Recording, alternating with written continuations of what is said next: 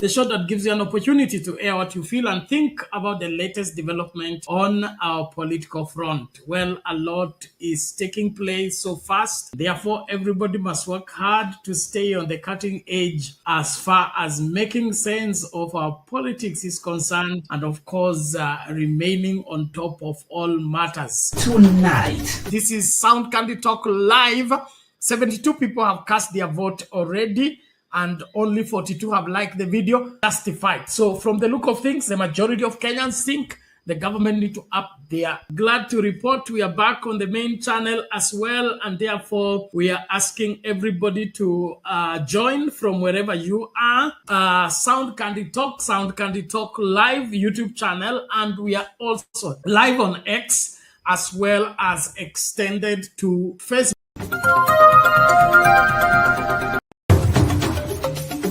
Tunaingia vijijini, mijini na hata jijini kukuletea taarifa mchana kutwa. Usiku tunaketi kitako, tunadadavua tukichanganua taarifa na makala muhimu yanayokuhusu wewe na familia yako. Ungana na Bernard Ngozi kwenye Open Forum Political Show kuanzia saa 4 usiku hadi dakika zake kila siku ya wiki kwenye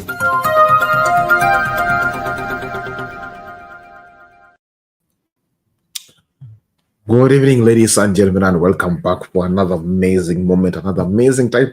And my name remains Shadizo. That's what we normally say. The principal and the cutter is Kamakawa, Kamadawa. I want to welcome you all with a humble heart. Na kwa Kiswahili nasemanga moyo mkunjufu. Sasa sijui kwa lugha zingine tunaita vipi, lakini jiambie kwa lugha ya kwako moyo mkunjufu na itazidi kwa vyema. For those who are watching, we really appreciate that. We will invite everyone to watch and be part and parcel of this, as even we are going to have a great conversation tonight. I want to welcome you tonight because tonight we had our great and indeed amazing conversation. And for you to join inside the studio, the link is on the comment section. Use the estimate, configure audio, your camera, and then join up so that we can have the conversation together. I will not make you tired with a lot, but I will go direct on the topic of the day, whereby today we'll be checking about the finance bill hits once more again, and also President Ruto praises Kindiki inside Mount Meru tonight. So I would like to hear from you, and I'd like to hear every detail of what is your interest to, even as we are moving on swiftly and having a conversation tonight.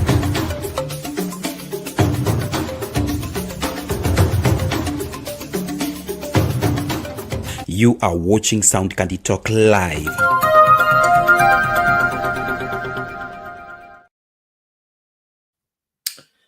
Welcome back. Please tell me on the comment section if you're getting me. It would be good so that we can have the analysis together. But before we take the analysis, I'll take you with the updates of the day. There are a lot has been happening throughout the day, and I want to take you through the updates of the day. One of the things that has happened today, there are many things that have happened today, but we will be checking on the details of what has happened today and what we have on our desk. This is one breaking out that we have all during the day. There are a lot of happening, but this is what is going on and is cooking during the day. Now, family living in West in Saudi Arabia is still laying in the Gulf state.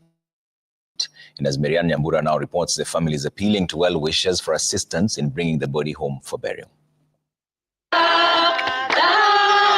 Sorrow hangs heavy in Kiplombe village in Eldoret, Uasin Gishu County. For 9 months now, the family of 28-year-old Martha Wanjiru has been grieving their kin. The remains of their kin remain in Saudi Arabia, a painful reminder of the occurrence. Martha had traveled to Saudi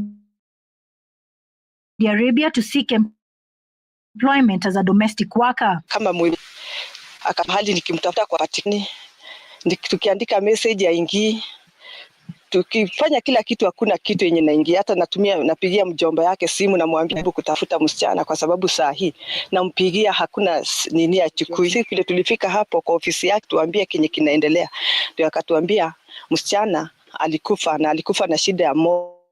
The family is now seeking means of repatriating Martha's body. They claim that the agency wants 1 million shillings to facilitate the repatriation. Tumeenda ofisi ya Mutua, tumeenda ofisi ya diaspora, hatujaona usaidizi. Mimi naomba tu serikali wanisaidie, hata msamaria mwema mwenye kesi tuje anisaidie kuhusu hii mtoto yangu. Nione amerudi hapa nyumbani na nimemzika. Nataka tu usaidizi, tuletee mwili yake tuizike, si hataki maneno mingi na tujue ni nini ilimkula. Martha's family is in agony as there are conflicting reports on the cause of death between the agency and the Diaspora Affairs Office. Sasa tukawaambia badala msi kwenda kuzika, akasema tunaweza tenga watu 10 waende wakazikane kule ng'ambo. Si mimi nikasema hapana, haiwezekani. Si wa Kenya ama si jamii yetu natakanga mwili. Kila taki gharama mingi na mambo mengi, tukiletewa mwili ukuja hapa si tutauzika, tutauchukulia tu hapa. Hata tukafanya mambo yote mpaka mambo ya kufinalize na funeral, mambo mengi tuliyatekeleza. Lakini na kufika mbele ukatoka obstacle nyingine. The family wants the government to put more measures to protect migrant workers and streamline repatriation processes. Meru Nyambura, Citizen TV.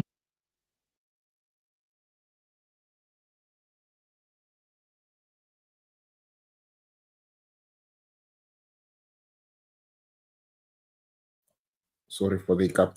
That's what has been going on, and that's what's been cooking. One family mourns their beloved one while they are not capable of bringing him back from abroad. They sent him to go, or the family member left to go to seek for greener pastures. But now things are happening. The family can't even be able to control or get their hands to their beloved one. So this is so serious, and they're asking for the help. Please, if you can reach out the help, do so, and it will be good because we depend on Kenya. Na mtu alisema siku hizi ni team sisi kwa sisi. If we wait for the help from the government or from the other places, we will wait. But if you are there and you can help, please do so that we can have a better Kenya and a better nation as we are moving on, or as we're living as Kenyans, because sometimes things mambo yanachemkanga yanazidi kulingana na kiwango cha kawaida. Nashindwa ni nini cha kufanya na wapi pa kuichukulia na wapi pa kufanya nini, wapi pa kukosa kuichukulia ama pa wapi pa kuweza kutafuta msaada. And it will be good so that we can notify for everything that is going on and on. Okay, as we leave that, we have seen there's also the story of Skiza Tune is still going on, is still booming up, where the artists, they're claiming that the story is taking so long that the government is not listening to it, and they are saying they are worried because if the government will not do something about their story, they will go bankrupt, as they have been complaining. Let us watch out this and then have the clear view of it. A group of artists led by Roy Mwatia and Mercy Masika have called on the government to intervene and help resolve the pending case on the stream of income through Skiza. They have faulted the order stopping the payments pending the case, saying that they will be deprived of the income. Speaking in Nairobi, they said that they will move to court to counter injunction, saying that their side was not heard. Justice John Chigiti last week granted orders stopping the remittance of revenues related to Skiza and similar services by Safaricom and Airtel until the case is heard and determined. That Tunikiwa is already deducting money from Skiza. As if that is not enough, again, somebody is coming to terminate the little monthly revenue that we have. We are looking onto the government, we are looking onto Safaricom, we are looking onto our brother and sisters, particularly Mr. Ngemu na Pole Sikuri. Can we make sure we get this stagnation out of the way? It's unfair for us to be living in poverty, yet we are famous, you know. People look up to us, but we don't have the money. And it's because of, you know, a few issues of corruption. Serikali itusaidie sisi kama wasanii na producers, ikuje pale katikati kukue na hizi vita zote zenye ziko kotini siishe. Streamline the MCSK, wasanii waanze kupata pesa. Pesa mfukoni mara moja. Pesa mfukoni mara moja.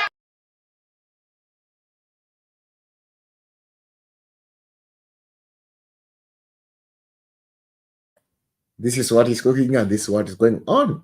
Sema pesa mfukoni mara moja. So what is the possibility for this to happen? Do you think this can happen as they anticipate, or do you think that this one is just a playing of a guitar for every time the way it normal happens? So I want to hear from your opinions too. They matters too, because you are there. If you are an artist there to want to hear you, want to hear you out. So where is the problem, and what is the problem, and how do we, if the court will not listen to you, what do you think we should take next? If the court will not be able to give you the justice, what should you do? If even somebody continue holding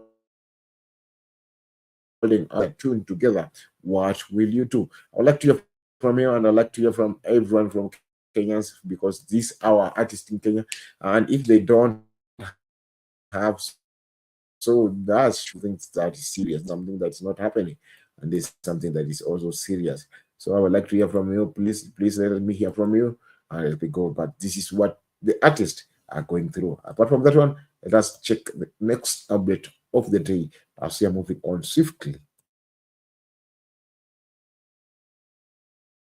Kilifi are missing, while 7 others were rescued after a boat capsized due to strong winds and giant waves along the coast. 6 were rescued in Lamu, while 1 was pulled out of the water at Maduba. Tides and rough sea conditions have persisted, with leaders telling the residents there to heed to warnings.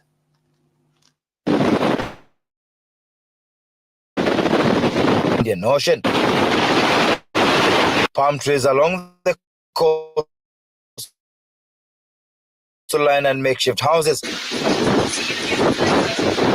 built from palm leaves, showing the severity of the situation.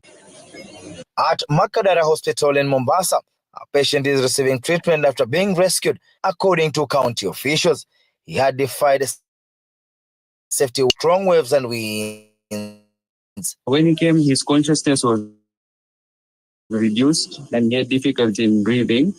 And on examination, his chest was full of water, especially on the right side, which usually showed that he had aspiration. So immediately we stabilized him with air, was clear, we did some suctioning. And he managed to remove the extra fluid that was covering his air. Oxygen. Thing ambayo imesaidia ni kutapika. Kwa sababu maji, mtu akinywa maji mengi akiingia anaingia kwa lungs. Akiingia kwa lungs, most of the time ndio mtu anaaga, kwa sababu lungs unajua ni za upepo, sasa kutia maji ndani. Akafanywa x-ray, ikaja x-ray chini kaona kifua kiko kizima. 6 others were rescued in Lamu after a boat capsized in Mutoni area. 2 more individuals missing due to the rough winds accompanied by heavy rains in Kilifi County after 2 boats capsized at Vidanzini and Narani areas. Coast leaders are now urging residents to exercise caution. Lakini ikiwa tutaona ya kwa hakuna mwelekeo mwema kwa haya mambo kuweza kutulia, itakuwa hatuna budi isipokuwa kuweza kuendeleza watu kutoingia kesho pia vile vile. Can destroy property, it can also destroy human life, and it also minimizes you from carrying out your economic activities. It means you will be, the way we have issued a warning, you will stay at home, your activities will not go on. So we are trying to protect property and the lives of people carrying out their economic activities within the shore and the ocean. Police and county officials have continued patrols along the beaches to ensure no activities take place until conditions improve, starting Tuesday as forecasted. It's a precaution to all of us, especially here in Maduband, huwa kuna incidents nyingi zinafanyika concerning na watu wa kudrone. Kama kutakuwa na kitu yoyote ambayo inatuhamasisha tusifike baharini kwa sababu moja ama mbili zisizoepikika, kindly tusifike, kwa sababu hii bahari ndio huwa iko na shida nyingi sana, watu wengi wana drone hapa. Francis Mtulaki, Citizen TV.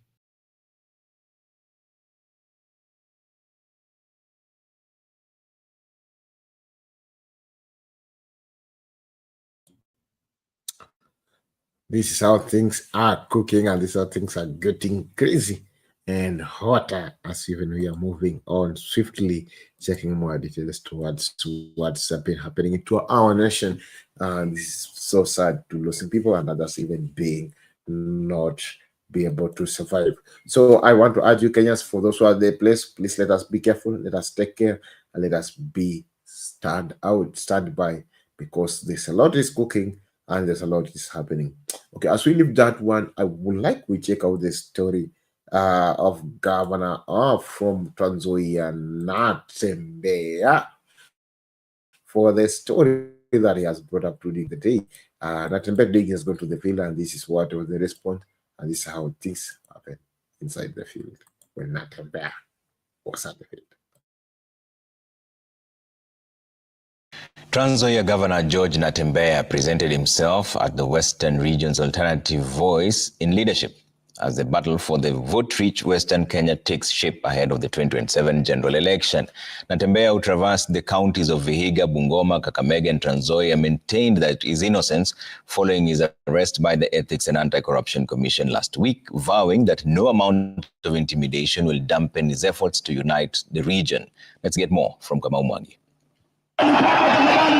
He climaxed his day-long tour of Western Kenya in the county he serves as governor of Trans Nzoia to a rousing welcome as the supremacy battle between him, Prime Cabinet Secretary Musalia Mudavadi and National Assembly Speaker Moses Wetangula for the grip of Western Kenya takes shape.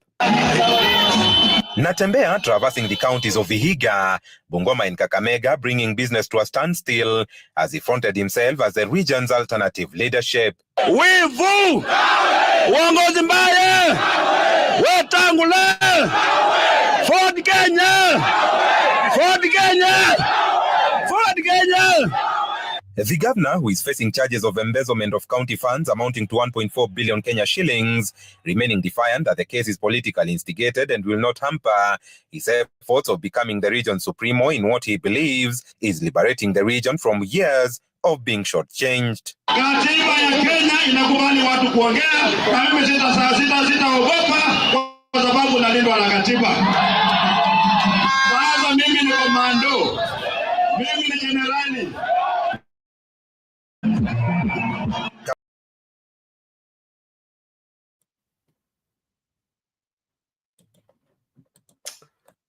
This is what is cooking, and this is what is going on and on, and this is so serious. Please let us be careful, because what?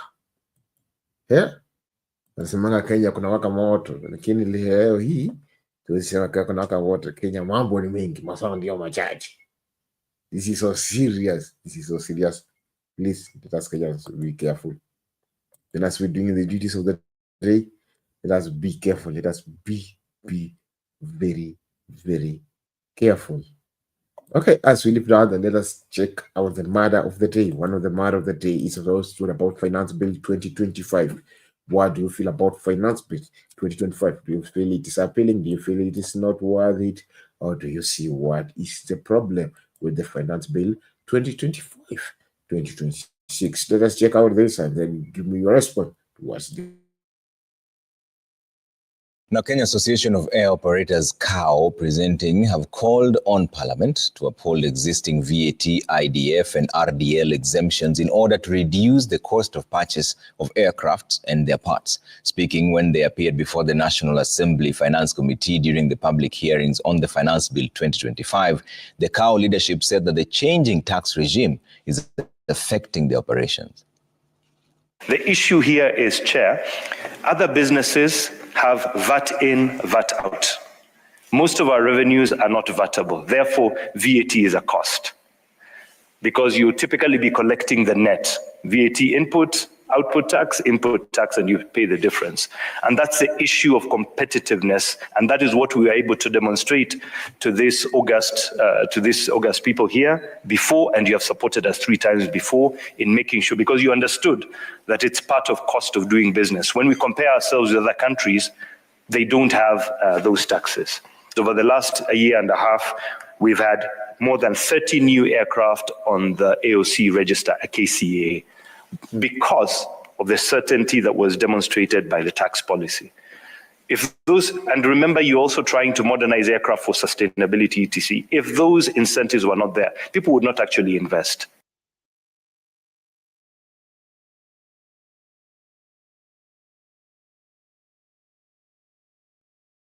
That's what is cooking, and this is one of the matters of the day about the finance bill. What do you think, or what did you state about the finance bill? And that's not bring up the progression, the question, poll question today.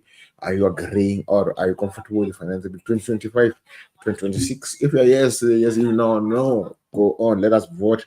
Let us have the discussion. Let us have the conversation, and it'll be good so that we can hear from you also too. We can your opinion too. From team comment section, team everyone. Please let us do it as even we are listening to you. Okay, let us check out this also. This today, President Wishailian Samoei Ruto praises Kindiki, saying that Kindiki he has been helping you to do a good job to unite people or to unite Kenyans, and he is proud of Kindiki. So I would like to see this because of Kindiki, and then we are moving on swiftly to the one.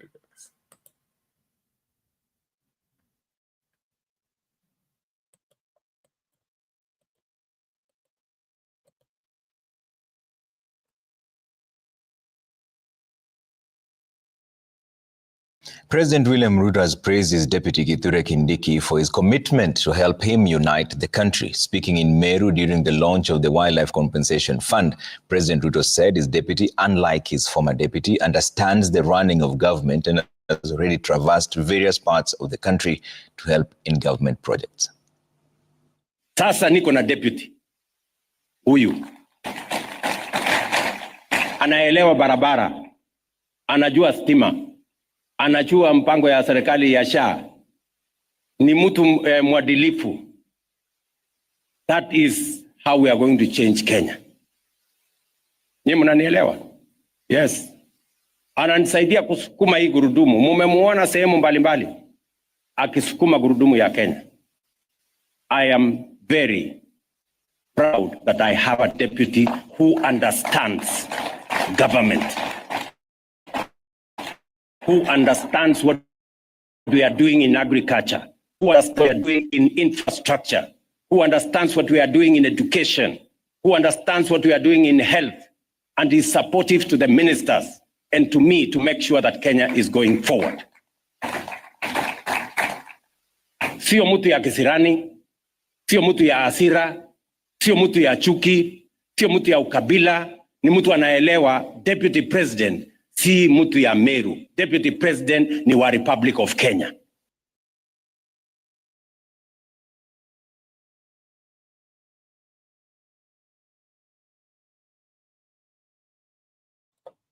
That what's happening, or that one of the mother of the day. What do you feel?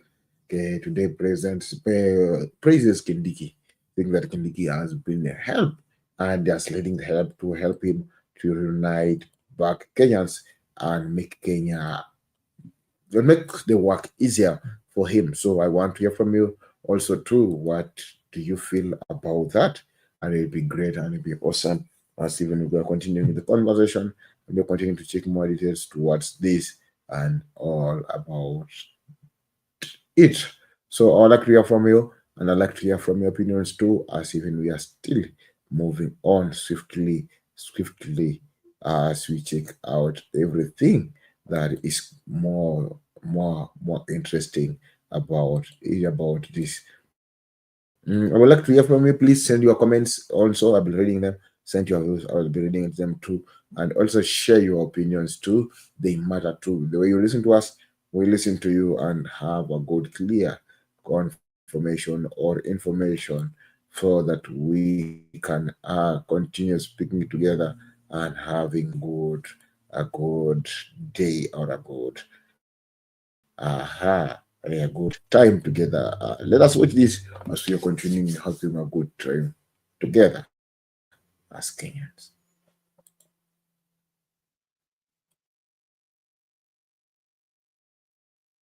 A lot of them coming through. Let's try and see if we can answer as many as we can. Felix Steven says, my question to Marianne. Does the bill seek to enhance efficiency, especially in creating jobs specifically to content creators, or restrict internet users from cyber crimes or any other related activity? Let the honorable member specify. I can answer. Go ahead, yeah. Okay, so this bill does not do any of those. What it only does is the money you use, you get value for your money. That is all. And therefore, if it is job creation, then it means if you are to use 50 shillings, you will actually properly use your 50 shillings to be able to give you the output that you require. Okay. That is. But Victor said that there's a lot of vagueness. In fact, Victor had to say before I go back to the feedback. Nah, and I mean, the first part was around the vagueness because, you know, and the reason why we'll insist on that is because in the eyes of many people, this bill will be viewed to be limiting the right to privacy. Because if already someone has access to your usage data, is converting that usage data into a readable format, and which has not been defined, of course, in the law, and that readable data is then sent over to the communications regulator, which is a state authority, then it creates the question of what exactly is being collected, what exactly is government being given, and these new data centers we are creating with the ISPs, that they have all the data that we access the internet. And I had Honorable Ketan talk about, you know, like what in big terms we call big surveillance or mass big tech surveillance, or what happens with the Googles, or basically surveillance capitalism, you know. And the bigger issue here is we've been trying to tell even the Kenyan government that these are things that we need to look at. It's not proper that, of course, once you access the internet, then you waive your right for people to track you across applications and platforms, then they target you with advertising, because often this advertising has even targeted children. So it's not right, and it's not, because it's being done does not mean it's right. There are certain conversations that have actually been pushed to ensure that we stop this targeted advertising and mass collection of data that is used to target people with different things. But the more important question here is, how do we ensure that there's clarity in what exactly? Because the idea of what you're trying to do, I don't think anyone would have an issue with from a consumer protection side. But in how the law is drafted, the vagueness allows for certain things to be applied, because later we'll get regulations post your amendments that now define what exactly is being collected, which has not been defined in the Act itself in terms of the bounds. And so what that would lead to is we will collect a lot of data, send this data over to government, and even if nothing happens, the chilling effect will have already been created. You have no idea who has your data, what they're doing with it. And so think about the work of journalists, whistleblowers, human rights defenders, who have to work pseudonymously or anonymously on the internet to do what they do. Okay. Just to give the Kenyan public comfort in terms of what we are trying to do and what I'm trying to achieve, is that we've now reached the stage of publication. And immediately after publication, it goes into what we call the first reading. And then from the first reading, it will now be committed to a committee of parliament, in this case, the ICT committee, which is chaired by Honorable Kiaria. Honorable Kiaria's committee will have to do public participation. So that is the stage which views will be collected from Kenyans and everybody who has an interest in this particular amendment. Now that we all appreciate, and I like that you appreciate the object of what I'm trying to achieve, then if that is the object of what I'm trying to achieve and you like it and it is okay for the Kenyan public, then you can say, word it this way to achieve what it is that you wanted to achieve. And remember, at that stage of public participation, I don't have any control, totally, because it now has left my hands. It is going to be at the committee of the parliamentary committee on ICT. Once the public participation is done, it is put together and it comes back to Parliament now to get into second reading, then goes into the stage of committee of the whole, where every member of Parliament will go clause by clause with amendments, of course, and with views from the public. Then finally gets to the next stage. So for me, I would say, for as long as we understand the object of the bill, which is actually to protect the consumers, and that is the object of why I was introducing this amendment, then if the wording is of what I've put here could be wrong, then the public still has an opportunity, and the opportunity is now. And that is the reason for publication. I don't know if perhaps it would be a good point, because I mean, already and the reason why the bill has attracted the attention it has is because it is what others would consider fatally flawed. And the view then would be perhaps rewrite it before it proceeds or withdraw it before it proceeds and get it properly written. Is that something you're open because to? The danger is, Trevor, before she comes in, the danger is once it gets to the floor of the House, she has said she has no control. We don't know even how far much worse it can actually get because the idea has already been planted that this bill could actually lead to mass surveillance. And so the best thing to do, because if the object is consumer protection, get it withdrawn, rewrite it in a consumer protection focused way, and have it come back to the floor of the House. You feel the bill is fatally flawed as is? As is, it's unconstitutional because the framing is overly vague and broad. And if you look at if you look at the reading into it, it means that it's a bill that actually proposes to limit freedom of expression and the right to privacy. If a bill is to limit a fundamental right and freedom, there's a certain criteria laid down under Article 24, which then it will be weighed against. And the chances of it measuring up to the dictates of Article 24 are quite slim. And that's why I would advise the honorable member if this bill can be withdrawn and redone. Okay, and you've said that this is supposed to be for consumer protection. Yes. So have you done estimates of what financial impact this will have? How much will you save the public? How much would I save the consumer? The consumer. Who you say is your central focus. So much. Because if you look at how much we consume in terms of data and data bundles. Let me take a young kid, for example, a student, and a school-going student, college-going student. The amount of data they consume, they do like about 50 shillings a day, times 30 days. That is about 1,500 shillings. 1,500 shillings for data is too much. And that is data that if they had used maybe about 500 shillings, they would have still consumed the same amount of data within that same period. So they would have saved 1,000 shillings that they can use to do something else in that particular month. That is for one student. So assume so many other students. And you know, one thing government is doing right now is that they are providing internet or ICT hubs in every ward in Kenya. And as members of parliament are actually building or giving the physical infrastructure for those particular facilities.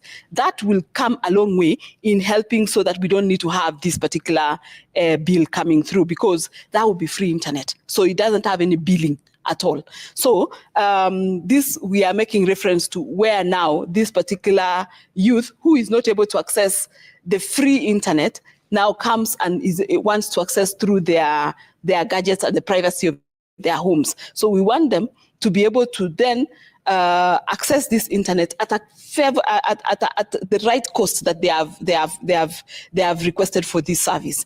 And then in terms of what he's saying, this for me, this particular bill is not flawed, and he's saying it objects it negatively impacts the Constitution of Kenya. I'd like him to quote and say this is the part of the Constitution. But even if he doesn't quote here today, there is still an opportunity where the public, including himself, can be able now to say this particular clause in this bill objects this part of the Constitution. And I think as members of parliament, because our work is also to ensure that we have proper representation and we oversight in terms of legislation, we do not do a legislation that is going to object any part of the Constitution, because we know that the Constitution is supreme and it is the overarching law that we must all adhere to. So if any part of this bill objects any part of the Constitution, I think it would be nice for that to come up. One thing I would want to tell you is before even this pre-publication happened, views are normally sought, and actually views were sought from the Auditor General, from Kenya Law Reforms, because that is where we do. And they actually give comments to this particular amendment, because those particular entities look at, is this particular amendment going to interfere with any part of existing laws, one, and two, the Constitution. And I want to report here and say that when this was passed to them for scrutiny, they came back with a clean bill of health. But sneak in one quick line on the cost of, and I mean, if the objects are to reduce the cost of internet, I think this would be a good moment, and even as you look at the finance bill in the House, to look at the cost of actually the taxes that are levied on digital services and goods, looking at cost of the taxes on internet, mobile data, call time, SMS, and all those things. If we were really intent on reducing the cost of these services to impact the young people, because often, and I can't have gotten the statistics now, but if you look at even the tax that some of these services attract, they actually even attract to an extent of excise tax on digital services. Yeah. And the theory of excise tax is a sin tax. Tax is meant to dissuade people from certain things like alcohol, tobacco. Yeah. So if digital goods and services are attracting excise, well, then is the point to come and say that now we are fighting for your consumer rights because it's now the service provider who's pressing you hard, and yet the taxes are also pressing on the other side, which of course lead to high cost of usage. Yeah, but Mheshimiwa, on top of that, you asked for the part of the Constitution that this violates, and I'm looking at the Kenya Constitution, specifically Article 31. It says guarantees the right to privacy, which includes protection against unwarranted surveillance. This right safeguards individuals from having their homes, persons, or properties searched without a lawful basis. This is where it gets even more explicit. And prohibits the unauthorized seizure of their possessions or the disclosure of personal information or data. And that's why I've said this particular bill is not actually interfering with that data. But you want us with to the data as the communication authority. and Every, usage data at least data. once. No, usage data. That is data. Is data that gives away my traits. Usage data is it's not about your traits and habits. It's about But you don't say it here, Mheshimiwa. Even in this particular one, you just say monitor customer usage. You allow say specifically. Allow me to give you whatever that particular bill, the article you've read, already is being violated by people like Google. But now you're legalizing. No, I'm saying I'm saying, and this bill is not going to do what Google does. It is, you've taken it all wrong, and you've all taken it in a different context. I've told you the context in which this bill is all about. And therefore, when I say that convert data into readable format, I've given an example of electricity. How do you convert the light we are seeing right now into a format readable for a bill to be able to be given? How is it converted? But that is interpretation. Yeah, that is not saying that the interpretation we read. That is that is the interpretation. I think you're just reading too much out of nothing. But you see how that would turn, because we're saying here you have not specified what, first of all, monitor customer usage is. You have not specified it. So it could be anything. And then there's more, that an internet service provider licensed will be sending this information at least once every year. It could be 3 times, 4 times, depending on what the government then decides. Say, Madam Ketan, today we want to see what you've been doing every month. You don't see how that can be abused?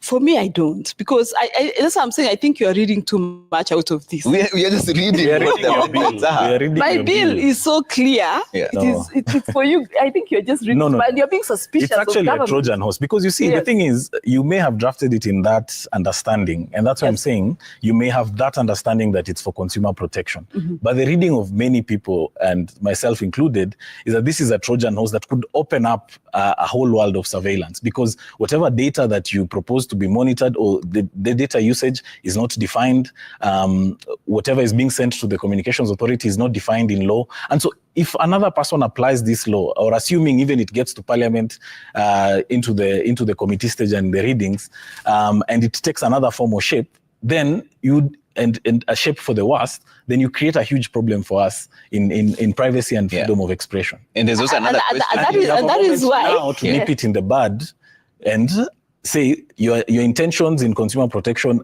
are welcome.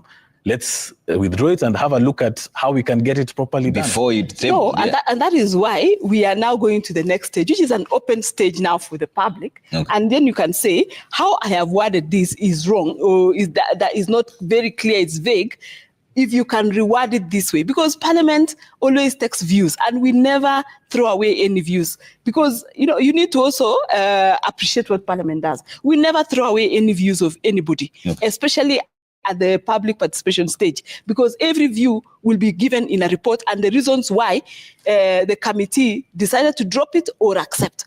So if they accepted, they give reasons. If they drop it, they give reasons as well. So in this case, if we feel that it is vague because you've understood the object of why I'm doing this bill, then you are welcome at that stage, which is the next stage we are going into, to say, change this word. Instead of saying monitor customer usage. You tell me monitor usage of, or whichever word you want to feel that, or you feel that you want to use, for as long as it gives me the result of what we are looking for. And the result is like the example I've given you of electricity, to convert this electricity into a readable format that can be built. That is what it is all about. There's also another question that, hi Trevor, at the tail end of the bill, the mover indicates that its passage will have financial implications to be provided in normal budgets.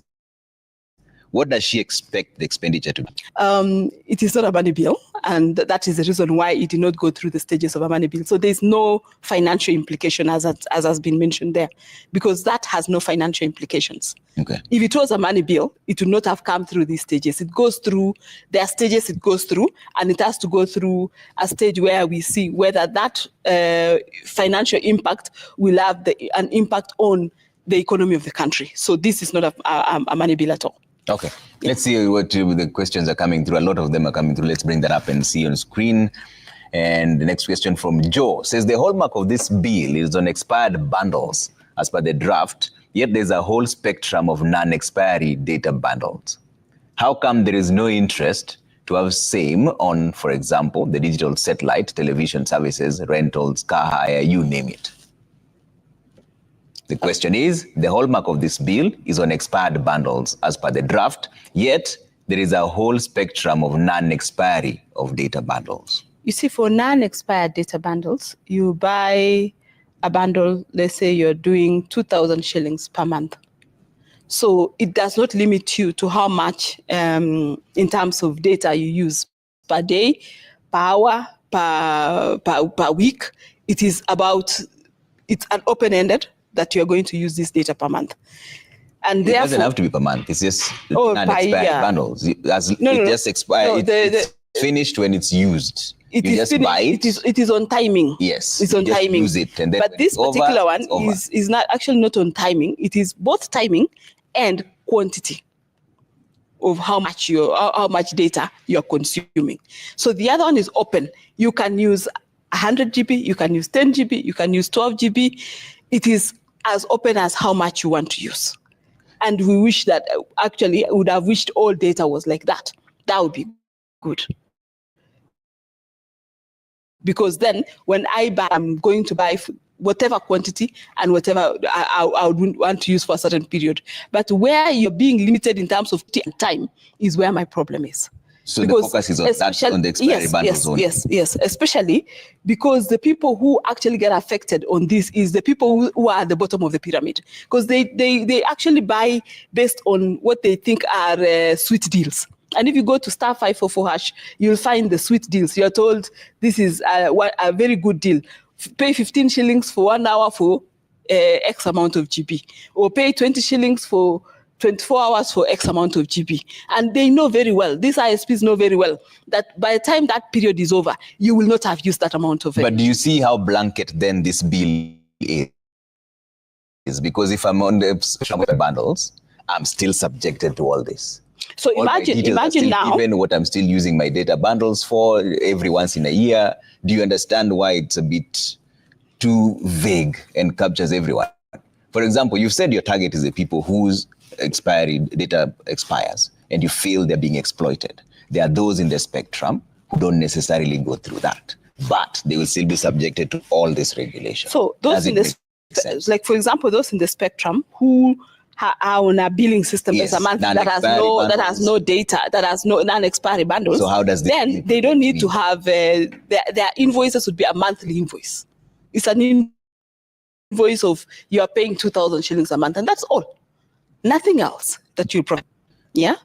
So, but those ones that have a limit then of amount of data that you are consuming within the period, then you'd have to have a carry forward of the balance of the data that has remained for that person to carry forward to the next time that they require to buy a new bundle. Then they are told, in that buying of a new bundle, you have savings of X amount of GB that you need to, that as you pay, know that you have this savings. So you know you have this amount of GB that you can now continue using as you buy extra GB or extra bundles that you require to use. But in that in itself, you can see how it segregates the entire community. So it's not everyone who this bill will be helping.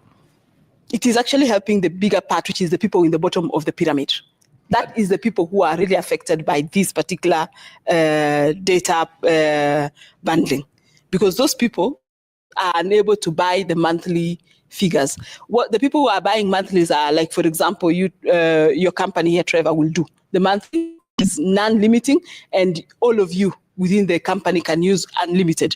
But when you look at this student, for example, that I've given, this example I've given, or this Mama Mboga who is told you need to go to the internet for you to apply for e-citizen, for you to apply for whatever it is you have to apply, they are not buying a non-expiry bundle. They are buying a few units to be able to access that service. And then tomorrow, they need the same service. Maybe they are applying for a birth certificate. Tomorrow, they are told, you've reached here, go back to the internet. And maybe the data has expired. We don't want that mama to lose that data that has expired. Okay. That is what I am looking for. And that is where the data protection part that I am actually focusing on is where I'm looking at. Yeah, and I mean, all that you said cannot be read in the bill. Yeah. Honorable Keitany, all that you've said, because how we understand it and in terms of how broad and vague it is, as we've constantly said, it does picture is aimed at consumer protection. It looks like initially when I read the object, yes, and then now when you read the provisions, it then becomes a classic Trojan horse that once this bill becomes law, then all these other interpretations can be unlocked. Yeah. And that's why we are saying this in its current form does not meet the object in how we have read it. Yeah, in fact, there's another person who's saying here that ask Honorable Keitany, now that she uses the analogy of milk, just ask her what happens after she has bought bread in her house and it expired before she consumes it.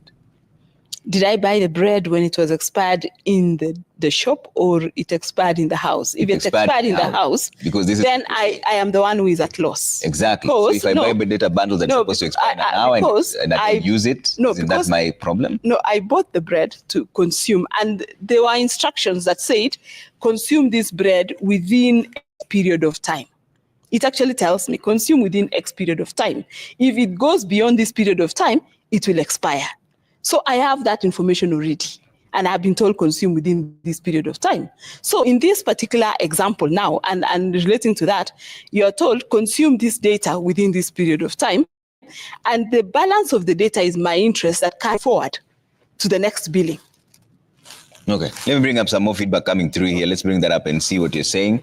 There's more feedback. Philemon, 2025. Says that has he considered how this bill may disproportionately affect low-income Kenyans who rely on shared or public internet services?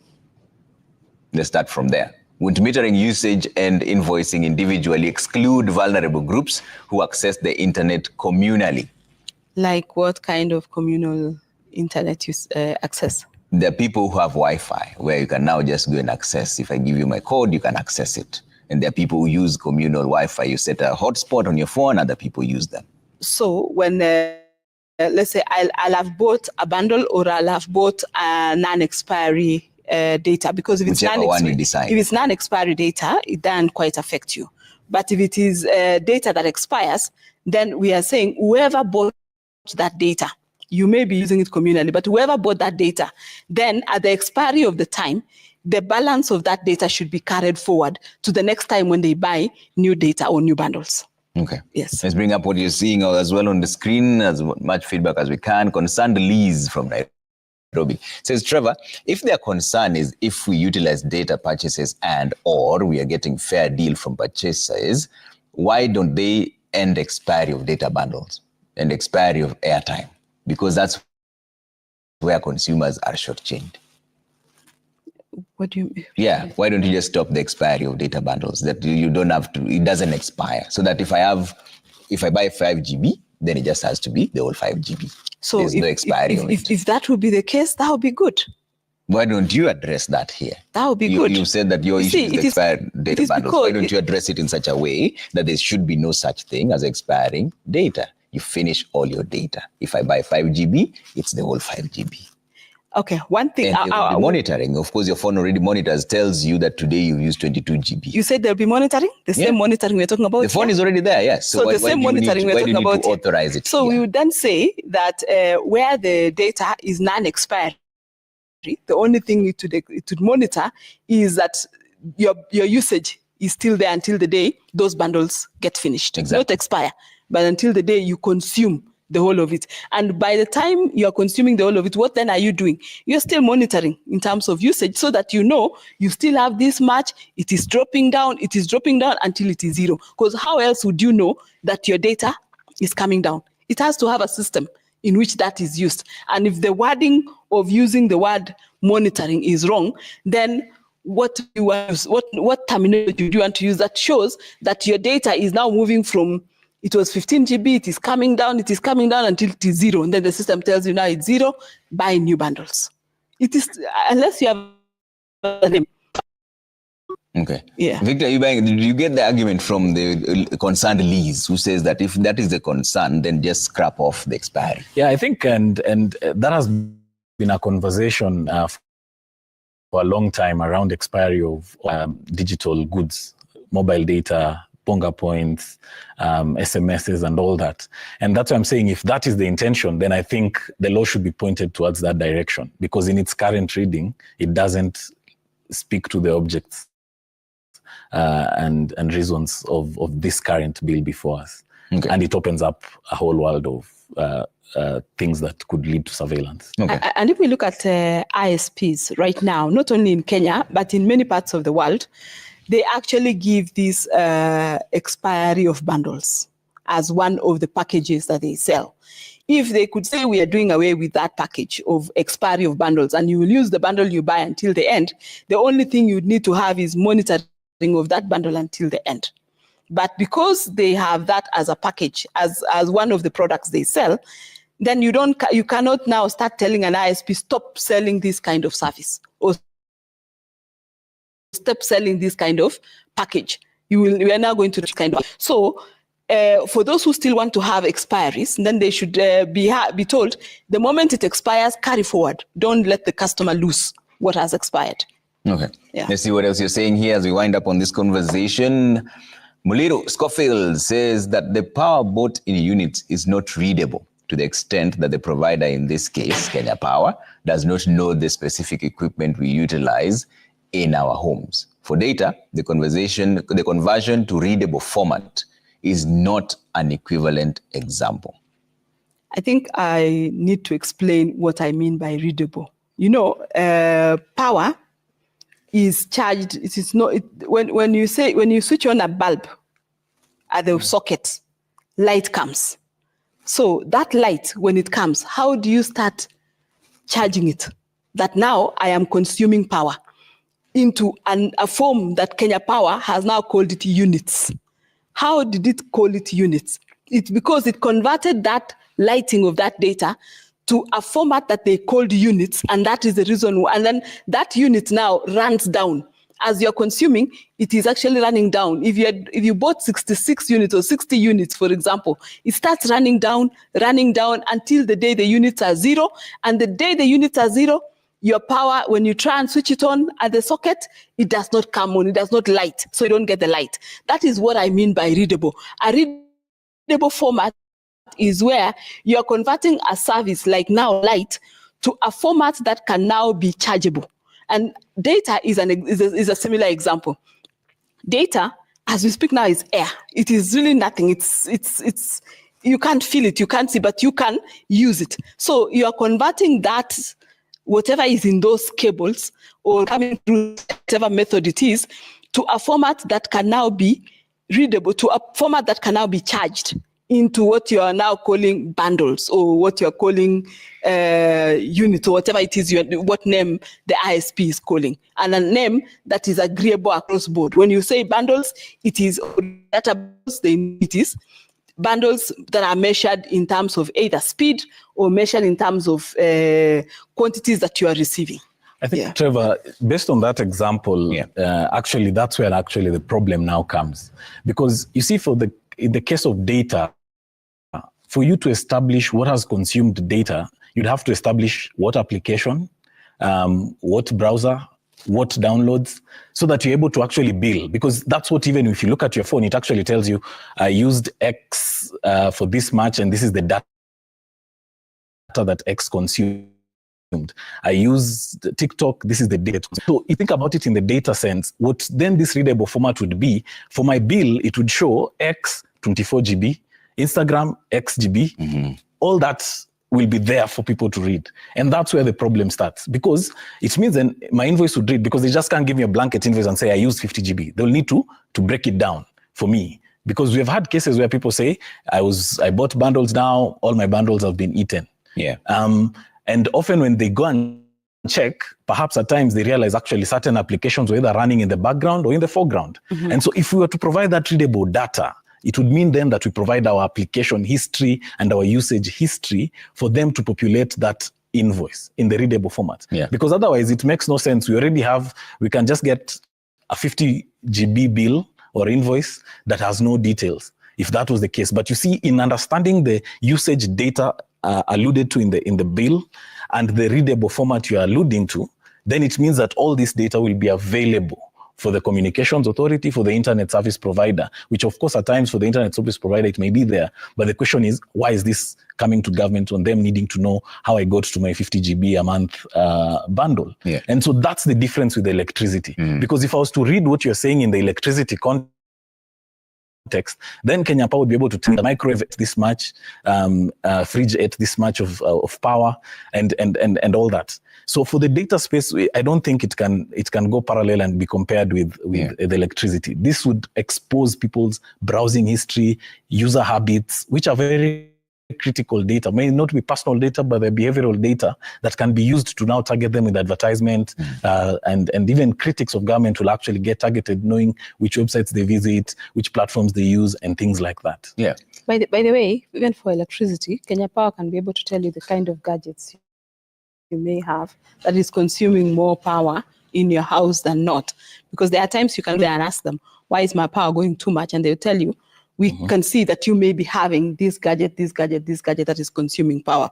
If I look at, for example, the mobile data usage on my phone, which is also similar to what you'd have on your phone, just as he said, it actually breaks down, other than giving me the global quantity of how much I've used for that period, it breaks down to, in terms of what service, it actually breaks down. So the whatever information I'm asking is already there.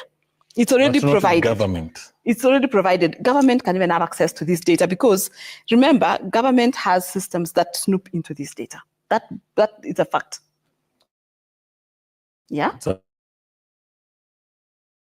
you're admitting that government snooping everywhere? No, I'm not saying that. What I'm saying is that they have systems. Yeah. And that is the reason why, if there is crime that has been committed, you find that government is able to actually track and trace to the very bottom of what actually transpired. Based on a certain legal process for them to access and legal parameters. Yes, once they have the legal process, they are able to access that data. But now it will be us having all this data in the absence of a legal process and legal oversight, all with the Communications Authority and the ISP, and this applies now to everyone, as opposed to someone who's either suspected of a crime where a legal process has been commenced against such a person. So that's why I'm saying this is actually just a blanket mass surveillance clause or clauses that have been introduced. And that's why we are saying in the current form and shape, they will not meet the test of constitutionality. So let me ask you one thing, Mheshimiwa, before we finish. Under what circumstances will the Communication Authority receive personal data from people? Because what you've just said here is under specific instructions, either from the DCI or there's an active investigation, then they're allowed to check. Yes. When there's terrorism, they're allowed to check. This, you're saying that they will get this report every year at least once. So under what circumstance? And that circumstance is not specified. The report it's for all Kenyans every time, once every year. No, the report they will get is that the ISP is actually using this particular system for data, for analysis of how they are charging a customer. That is the information that I am referring to in this bill. That an ISP is not left just to say, I'm using a system that looks like this. So that system is a system that they are using actually fair to the consumer. is it okay to the consumer? So why because every ISP will have their own system. I'll give you an example. But not get readable data. Or even allow for I'll give you an example. Rather than mass. The ERPs that we use, not all of us use the same ERPs. Some use Oracle, some use Microsoft, some use whatever systems that they use. But in the objects of that ERP, if it comes to the financial system, does it have what you call a chart of accounts? That is basically, in summary, how this ISP, the service provider, the communication authority, who is the regulator, would be receiving this data to say that you ISP are using this system, but the end result, the data that I want from you is you are using a system that is billing customers. How are you billing these customers? How is the customer able to convert your data and be able to understand the metering or the metering that you to know that the data that I consumed or that the data that I bought was this quantity and now it is this quantity. But why is basically it. And why don't you just regularize that so that instances declare how they're billing people without necessarily the government accessing all this data? Because you're using the analogy of Kenya Power and the electricity tokens. Yes. We know how much is billed per megawatts or kilowatts. Then why the Kenya Power doesn't send all the details about everyone every year? Because we only have one Kenya Power. If we had more than one person selling power, the price like of the ISPs, then we would have, no, Kenya Power is only one. Yes, if we had more than one person selling power, to consumers, then we would have needed to have a regulator to come in and say, now this power is going, you're going to use this system. Remember, Kenya Power just is using a system that they just changed the other day and asked customers to change. So they would be saying, this is the system I use as Kenya Power. Somebody else would say, this is the system I use as my company. The other person would say, this is the system.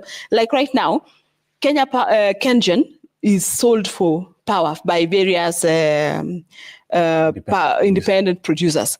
Those independent producers don't have one system. Everybody has their own different systems. But in all those systems that they have, it that in terms of units, this is how unit is measured, whatever system you will use, and this is how I receive the unit, and this is how I pay you. Okay. But so that is basically just from that. Yes. Do you need the data on all Kenyans' usage to verify that the ISPs are providing or are actually providing the service at the rate that was agreed? Would it, if this was to ever work, I mean, it would make more sense to perhaps just have audits of their systems rather than getting, I think they're probably now 30-something million mobile subscribers and probably slightly a similar number of internet users. Would you need 38 million reports on how they've been billed to be able to know whether ISPs are actually doing what they need to? Remember, the bill actually says it's the billing system that you will be giving to the authority. It is not the data in the billing system. It's the billing system. Not quite. That is what it says. I mean, can I read what it says? Let me read what it says. Okay, you read.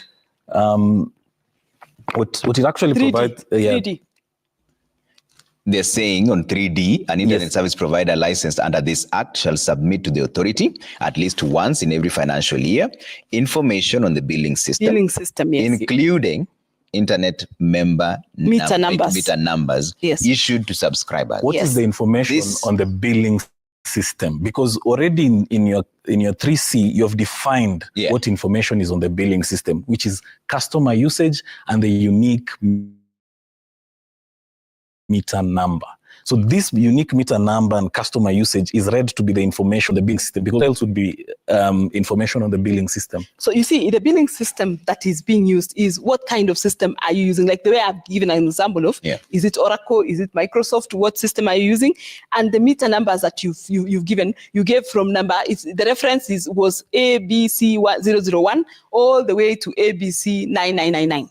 But that is my thinking. No. On the 3C, you clearly say an internet service provider shall operate a meter billing system which shall A, assign to each customer unique identifiable meter number, B, monitor customer usage, C, convert customer usage into readable details, D, create invoices based on consumption, and E, allow for user verification of invoices. That billing system you're talking about captures everything. That is the system. It's the system it's not one. So they're giving everything. Because otherwise you'd have asked for the service provider details on the bill. But the information on the billing system and even including internet meter numbers. The meter numbers are nothing without whoever is assigned to those meter numbers. Yeah. And so essentially all this information is what is being submitted to communication. Exactly. Usage data. That's in your bill. I'm reading your bill verbatim. Yes. On 3C, you clarify from A to E. Yes. So it's everything that is being given to the government. Which has nothing to do with the data of the customer, because it's all about, no. It's just, what about the customer? You just said the monitor customer usage. That is part of the system. So to monitor customer usage, as I explained to you earlier, is actually for them to be able to know the bundles that you have bought, for example. But how else would we know the bundles? But you say on C that you convert that customer usage into readable details. This usage, to say that I have used 50 GB, that is what is monitoring customer usage. I used 50 GB. Just like the example I gave right now of your phone right now monitoring your usage. It is telling you how much GB you But the information on that system, on customer usage, we have already said for the case of internet, 50 GB is a number. For you to get to 50 GB, the following applications were used. That is what would be included in that information, which, of course, if that is transmitted, then it's an outright violation of privacy. Because why do I need the government to know that I spent 30 GB on TikTok, for example? Or 50 GB on a bad site, whatever the bad site would be. And do you see why readable details could mean including what exactly I posted on Instagram or what exactly I posted on Twitter? I don't think it would mean to that level of what exactly you posted on Instagram. You can read what I posted on Twitter, right? However, even today, if the government wanted to know what you posted on Instagram, they'll still know. Under circumstances that are qualified in the law. Yes, under qualified. Not a blanket one. Yes. Under qualified in the law. And if there is a reason, the government would now look for, go to court, seek orders, and actually use the data that they are able to access to know what you actually wrote. One of the biggest concerns that the government has always had is dealing with pseudo accounts. Therefore, if I post something without necessarily using my name, it's difficult to tell. But with this bill, it will be very easy to tell that this person operating under X is actually Honorable Ketan. Are you concerned? No. Even with pseudo accounts, they would still be able to know it is this particular gadget that was able to do the pseudo accounts. And that is why you find like those people who hack bank systems, from wherever they hack from, they are traceable to the location and the gadget they used to track. All right. But what we're saying here is all this data availed to the state is just it's a blanket surveillance. Anyone and everyone's data is already available, will be made available to the state. Right. And we are not subject to right now anyway. No. That doesn't make it right, Moshipi. Anyway, we have to leave it there. Thank you so much for making time for us this evening. Honorable Marian Ketan, MP Eldai, and Victor Ndede, Technology and Human Rights Manager, Amnesty International Kenya. Thank you for having this conversation with us. We'll see what the public participation will yield on this bill, and we'll keep an eye on it. Right? Thank you all for making time for Monday Report. On behalf of the entire team that made this possible, say good night and God bless.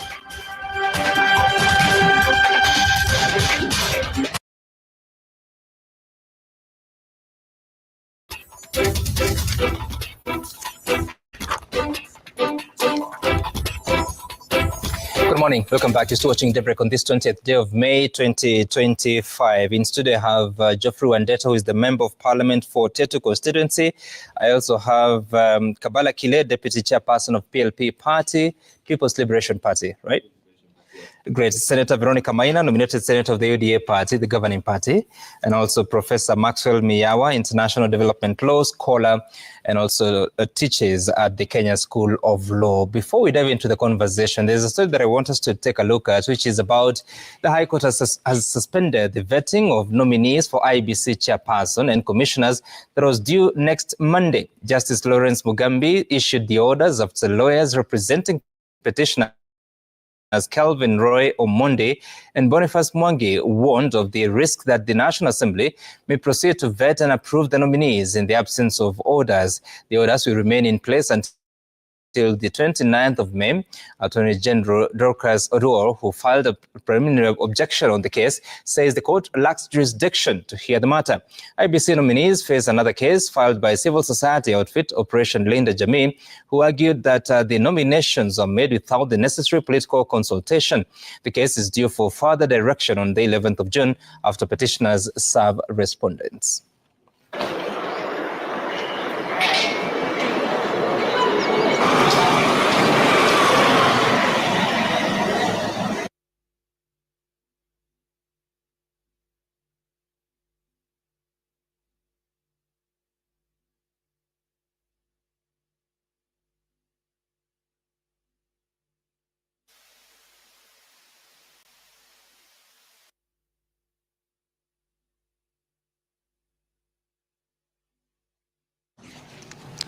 All right, and of course, that is one of the stories that has been featured in the dailies on the 10th page of the Standard. They are talking about High Court holds vetting of Ruto 7 IBC picks by Parliament, and some of those in the matter. We are raising the issue of Fifth Commissioner Hassan Nur, who was not shortlisted in the initial process. He was not in the advertising list made by the selection panel. That is according to lawyer Paul Moite, and it is also one of the stories. This is on page 2 of the Daily Nation, that court blocks Parliament from vetting Ruto's IBC nominees. I'm just wondering, Senator Maina, if I may begin with you, and I know the Justice Legal Affairs Committee was expected to start processing these nominees. Does that court order stop the House knowing that it has its own rules and procedures? The House, it's an interesting question because the House does have its own procedures that govern the running of Parliament. And you know, the three arms of government are independent of each other. So, like the process of Parliament can proceed on. Obviously, the challenge then becomes when a court order is issued and is supposed to be obeyed. Then the challenge comes in as to whether that court order should actually govern what happens in Parliament. And obviously, it's always good to abide by the court orders. But what we must look at is how the court gives those orders and whether it takes into account the independence of Parliament, because the court must always shy away from interfering with the core mandate of Parliament so that you don't put the country into a crisis. And really, you must look at when an order is being issued, what is the public good? What is the public interest when that order is being issued? Like, for instance, when you're dealing with an institution like the IBC, you know, we have a cycle, what we call an electoral cycle, which is captured in the Constitution, under the Constitution. And this electoral cycle, it's running. Now we are in 2025. And we are heading to 2027. That cycle is, the clock is ticking as with every passing hour. Now, if we continue having a nation where we do not have an IBC, do you remember the number of seats that are vacant right now, where people are not being represented because there are certain functions that the IBC cannot carry out without the commissioners being in place. So I find those orders very sweeping, very, very, very overwhelming. And if such a process is stopped, the court must really be guarded and really caution itself. Actually, the court is supposed to read the Constitution. The presiding officer should read the Constitution, caution themselves, and weigh between the public good, how those orders are going to impact on the entire process of democracy, the entire process of the need for people to be represented. Because when, for instance, a constituency stays without a member of Parliament, you know, there are certain implications that happen, even the NGCDF. There are certain issues that may not happen the way they are envisaged. And those are Kenyans. They are being disentitled. So if you don't have a member of the National Assembly, NGCDF stalls, really? Does it?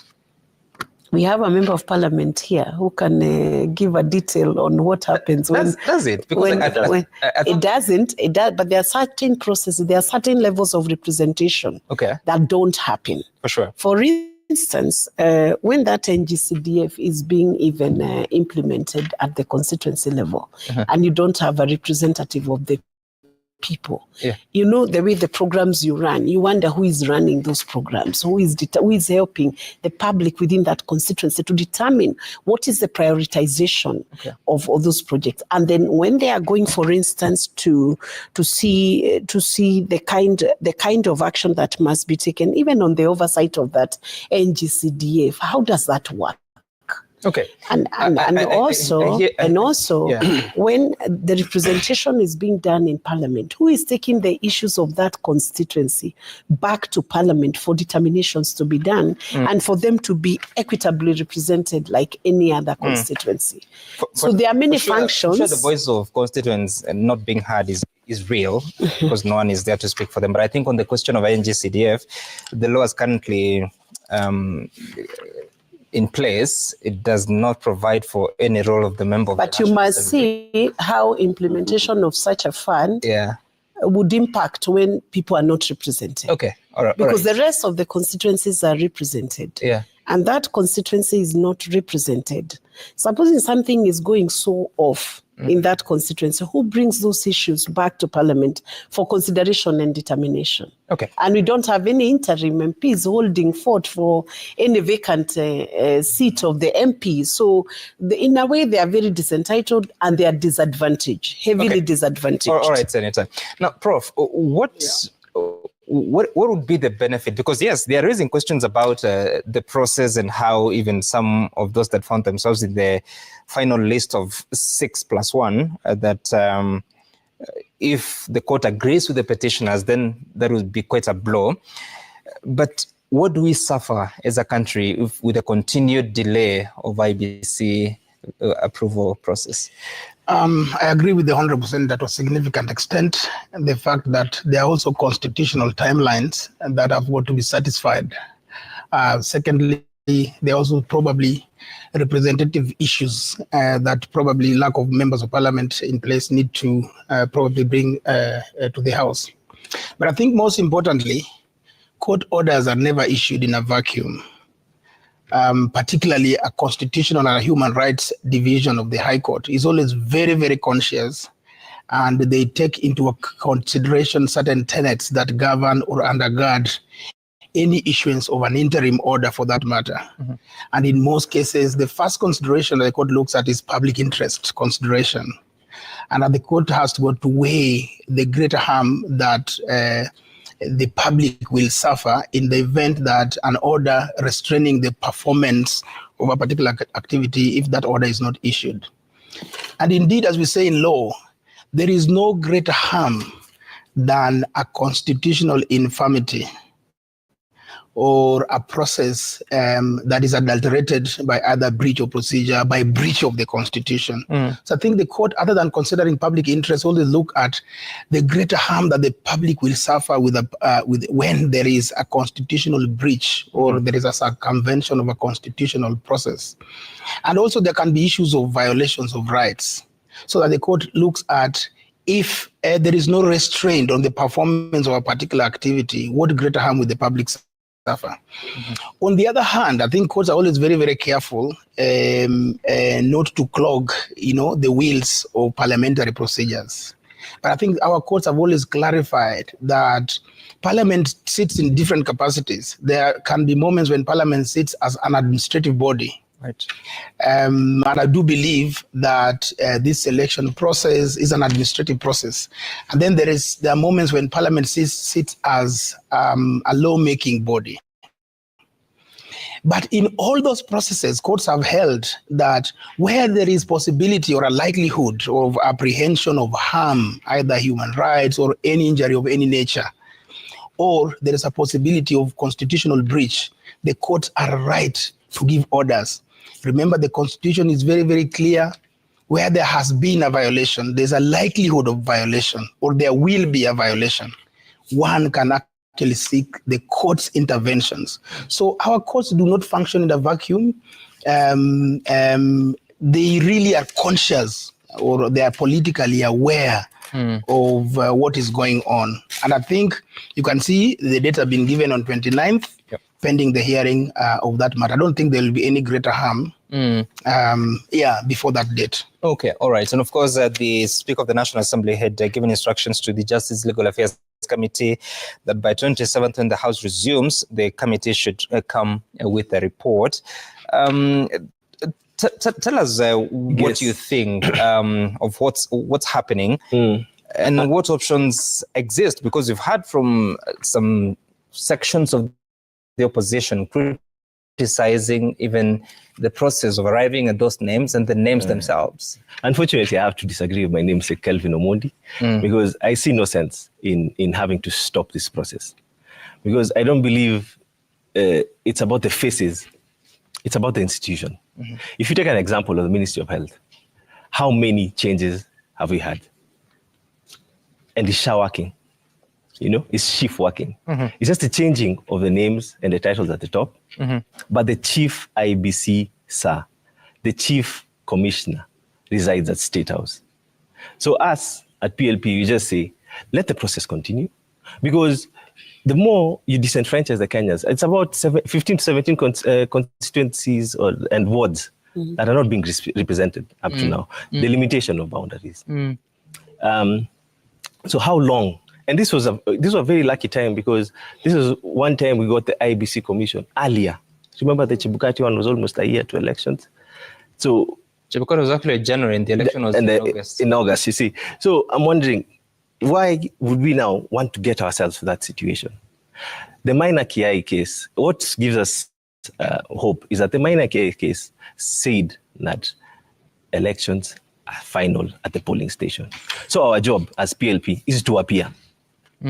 Our job is to rally and mobilize our people to get to register, to vote, and most importantly, to protect your vote. So for us, we're not worried with who. Did you say something like Chief Commissioner resides at State House? We can replay. But yes, what I mean is that we believe that the head of state is influential in most of these independent institutions. Is it a good thing for IBC? It's not a good thing because it's supposed to be an independent institution. So that's what I'm asking. So please, what is this problem that you're describing and how do you overcome it? How we overcome it? Yeah. Let it just continue. Stop the cases. Let us go and vet the commissioners. Let us get the commissioners that we'll get. And most importantly, make sure that we mobilize for our voters to come out, mobilize for voters to register, and mobilize to protect our vote. Okay, interesting things. Yes. Mheshimiwa Wandeto, so the same question I asked Senator Veronica Maina. Do you think, based on your experience so far, do you think Parliament will honor those orders, or they'll go ahead and do what they need to do? I think Parliament should honor, and Prof has brought a very, very important dimension on the legislative and administrative aspects of this issue, and I think we should honor. The courts do not issue orders in vain. The courts do not issue orders without thinking about them. And I think the issue we are dealing here with is the issue of the process. And sometimes we say the process is actually more important than the outcome, especially in government. Right. We say everything must be done, within the process. And if you look at the quest for electoral justice in this country, which dates now nearly 30 years from the time we started agitating for multi-party democracy. In every election cycle, we have outcomes that are either disputed. Almost every election cycle, we've had outcomes that are either disputed. And a lot of the things that you see people who dispute or who go to court poking holes is about the process. Now, if we are here appointing the people who are going to look after our elections, it is very, very important that we get it right. We have a situation hereby where people are, where it's been said that one of the people who are now a commissioner was actually not in the initial shortlist. Another 6 names were somehow sneaked in into the issue. And I do not know why the Nelson Makanda committee would play such a sensitive issue. If you look at the NADCO report, electoral justice is at the heart of this. You look at the Kliger report, you look at the Waki report. Electoral justice is an ongoing quest in this country, something we feel we have not resolved. You ask members of Azimio, I don't know whether they are in here, they'll tell you they are still waiting for electoral justice to be served on the 2022 election. They are still waiting for servers to be opened. They are still waiting for certain things to be done. So we cannot be seen to be faltering in this process, even in the slightest step. So the High Courts have done a good thing. They have said, you know what, let's stop, let's take a step back, let's look at whether the process was followed, and let us ensure that we give Kenyans an IEBC that is acceptable to all, because a clean IEBC, a trusted IEBC, an IEBC with integrity is the only thing that is going to assure us that in 2027 we are going to have free, fair, credible, and most important, conclusive elections. Okay, interesting. You said that members of the Azimio are still waiting for answers. I think they have moved on. One faction, which is ODM, has signed a deal with the UDA, an MOU with the UDA, or rather your party and Senator Maina's party. I mean, we are in some very interesting moments. I want us to take a short break, but first, what did you want to say? I wanted, first of all, to remind us that how the selection panel came about, so that I disabuse any notion that the chief commissioner decides in State House. There is no chief commissioner of IEBC who resides in the State House. In fact, if we can recall, we had amendments to the IEBC Act following a very rigorous process of the NADCO. You remember the NADCO process, the National Dialogue, which then produced and made certain recommendations and legislative proposals that needed to be done. And it was agreed during that process, following a very intensive dialogue, that 8 legislative proposals would be pushed to Parliament. And one of the legislative proposals, Sam, was the amendment to the IEBC Act, which then brought in the selection panel. And as Kenyans, we must reach a point where we say we actually must be able to do closure on some of the issues, especially when they're exhaustively done. So the selection panel that then came down with the short list of all the commissioners who are now going for vetting was done after negotiations were done. And so nobody would actually stand and say it was not an inclusive process. Why was it not an inclusive process? And there was heavy negotiations in Bomas, and then the amendment was done. The selection panel came in, did everything in a very accountable manner, transparent. It was on camera throughout. Interviews were conducted. And then that shortlist was developed.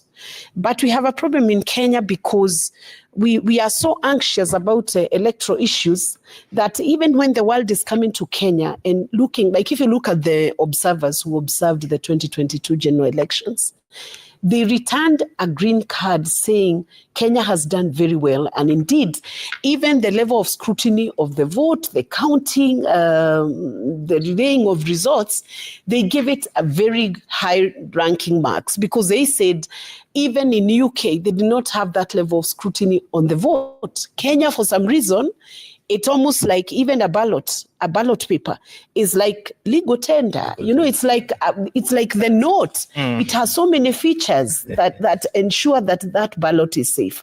What am I saying? That our level of scrutiny has gone so high on electoral matters that even when everything is done, even before we know how those commissioners will behave, someone is already crying foul. Honestly, Sam, are we being serious with ourselves? Okay. Are we saying an IEBC which is not already formed, someone is already ascribing bias to that institution? I don't think we should start on that slate. Okay. We should give those are new commissioners. They have never served in IEBC. Why are we not giving them a benefit of doubt?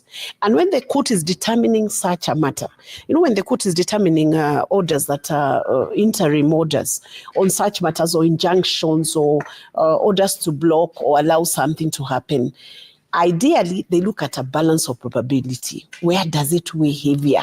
And that is the balance we are saying must be withheld when there is public interest that needs to be considered.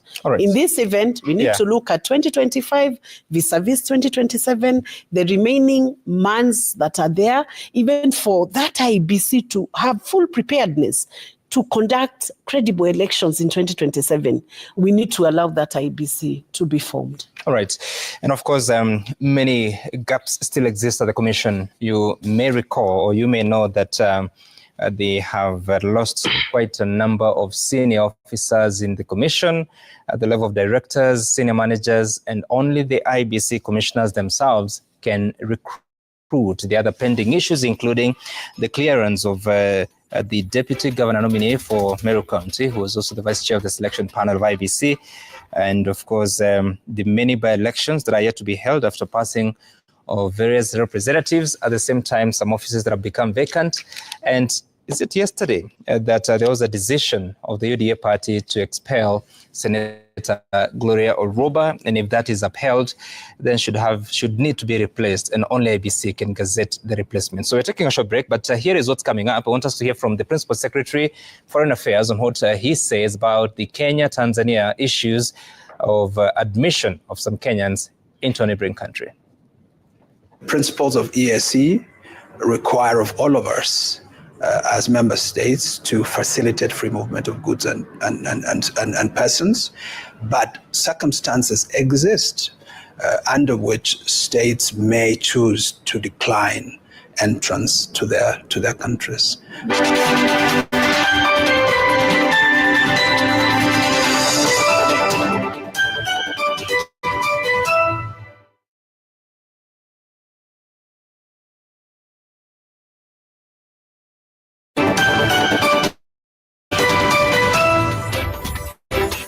All right, thank you for Daybreak. The State of the Nation discussion continues here. My guests are with me, Honorable Professor Tom Ojienda, Kisumu Senator. Thank you so much for making time. Honorable Hilary Sigei, Bomet Senator, Asante sana for making time. And Honorable Edwin Sifuna, Nairobi Senator. Thank you so much for making time.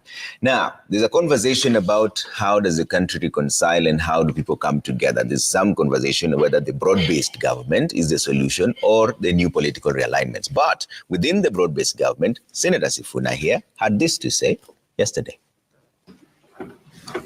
Speaker, let me first begin by saying this thing called broad-based, I don't know where it exists. Personally, I don't recognize any entity called called broad-based. There is a government of Kenya Kwanza under the leadership of President William Ruto. Every cabinet secretary who serves in that government serves the Kenya Kwanza government. And I want to join what Senator Khalwale has said. Some of these individuals who joined government recently think they are there to represent their ethnic communities. That every time a cabinet secretary stands up, he tells you how much the Ministry of Energy has allocated to power projects in Nyanza. So the rest of us lawyers are sitting there wondering, Allah, so who is going to speak about the projects in Bungoma? Who is going to speak about the projects?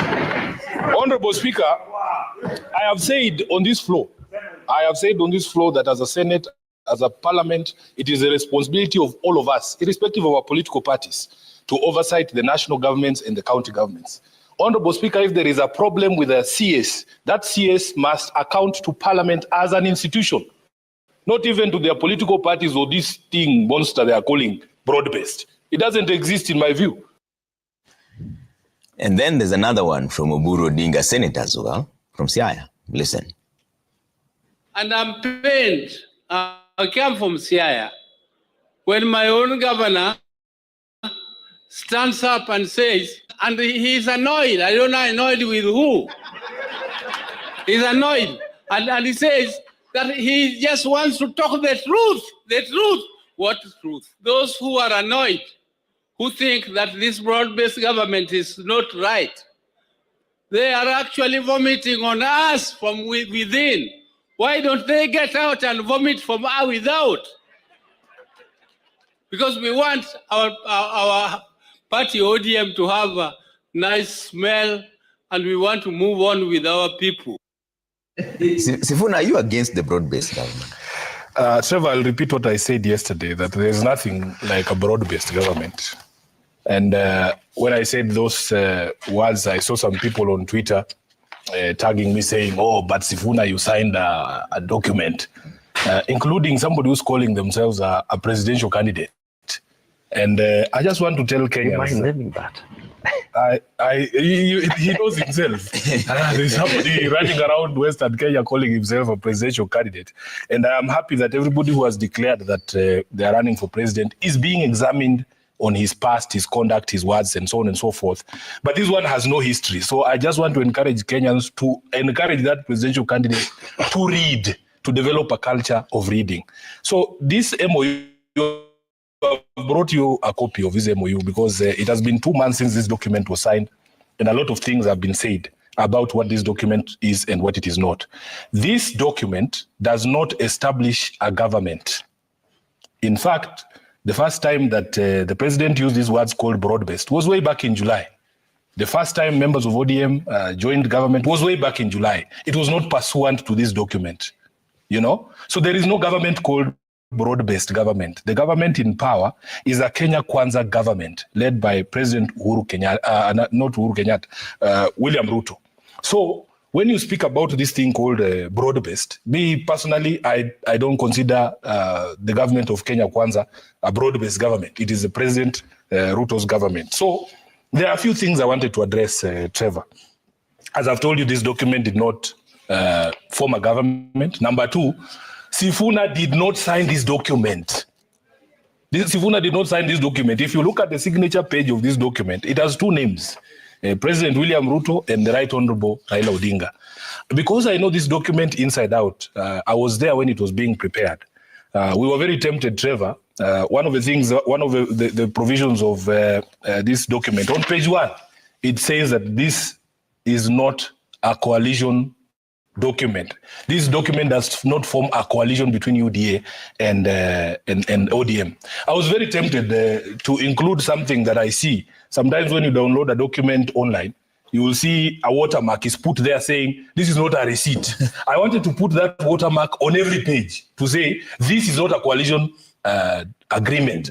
Because as I spoke at KICC, I knew that we were getting ourselves into a perception war, that sometimes people are not interested in the details. But if you read this document and what it provides, it does not establish a government. Government was established in August during the elections in 2022, and the president himself has confirmed to the country that pursuant to, after what happened in June with the protest, he reached out to Raila Odinga to help stabilize his government for the intervening period. And these are things that are there and they are clear. Number two, I saw a report from the Standard attributing certain things to this MOU. This MOU is not what gave Raila influence in this country. Raila Odinga has been a presidential candidate by many accounts. He has won some of those elections. He's the leader of the opposition. He has been in politics for a long time. He has had influence across the country for all these years, and across Africa. He's a very well-respected statesman. It was not pursuant to this MOU that Raila now has influence. This MOU is not what made Dr. Oburu Odinga the senator for Siaya. The senator for Siaya was determined in the elections in 2022. Forget what the Standard is claiming. This MOU is not what made Winnie Odinga the Yala member of parliament. By the time we were going to elect Yala members of parliament, it was way back in 2022, 2023. This MOU did not exist. And Trevor, that is why we continue to plead with people. Let us develop a culture of knowing things before we speak about them. As I have said in public, my job really is to make sure that we stay the course. So for as long as this MOU did not establish a government, I am not in that government. I am not in that government. So I respectfully disagree with the sentiments that Oburu expressed there. And I have had occasion, because he's a colleague in the Senate, to sit down with him and understand. Even him, if you see that clip that you played, he was accusing Orengo of anger, but he was speaking with anger. So I asked him, what was the problem? And he explained to me that there were some issues. I think there was a meeting that Orengo attended in Bondo, and he said certain things that infuriated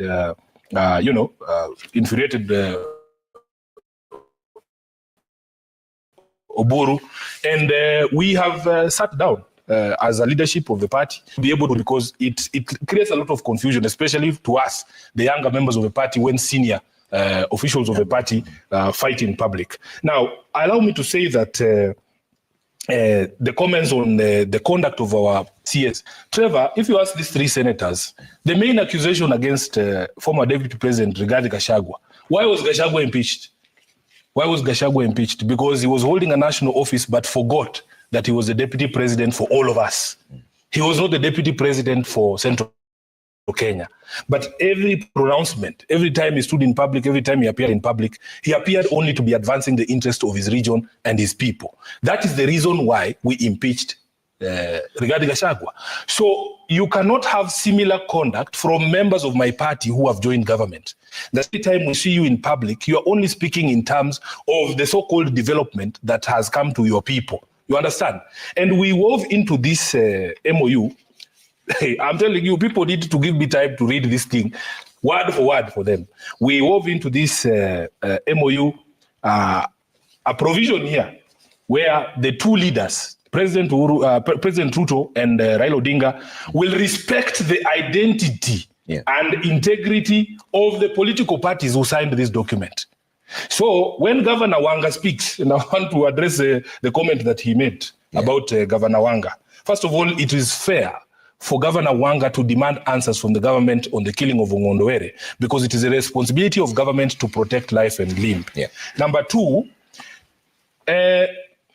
when she speaks and she says this region, members of the public in this region belong to ODM or have supported ODM, she's defending this MOU. Because this MOU requires that you protect the integrity and respect the identity and integrity of these political parties.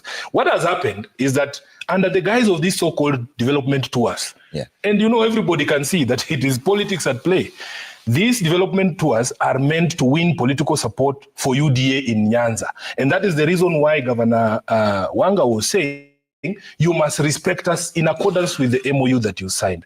So Trevor, for me, I am very clear in my mind. I am not a member of any government called broad-based. I don't know where it exists. The MOU that we signed does not establish any such government, you know? So we are very clear in our minds as the leadership of ODM. And by the way, ODM as a party, we have allowed everybody to express themselves freely. In fact, there was a memo that came from Raila Odinga's office saying the only thing that is required when we have these opposing views is respect for each other. That you don't go after each other in a manner that is disrespectful, but we are allowed to have and hold opinions that are different from each other. Prof. Trevor, let me start by responding from the last and then going to the first. On Governor Wanga.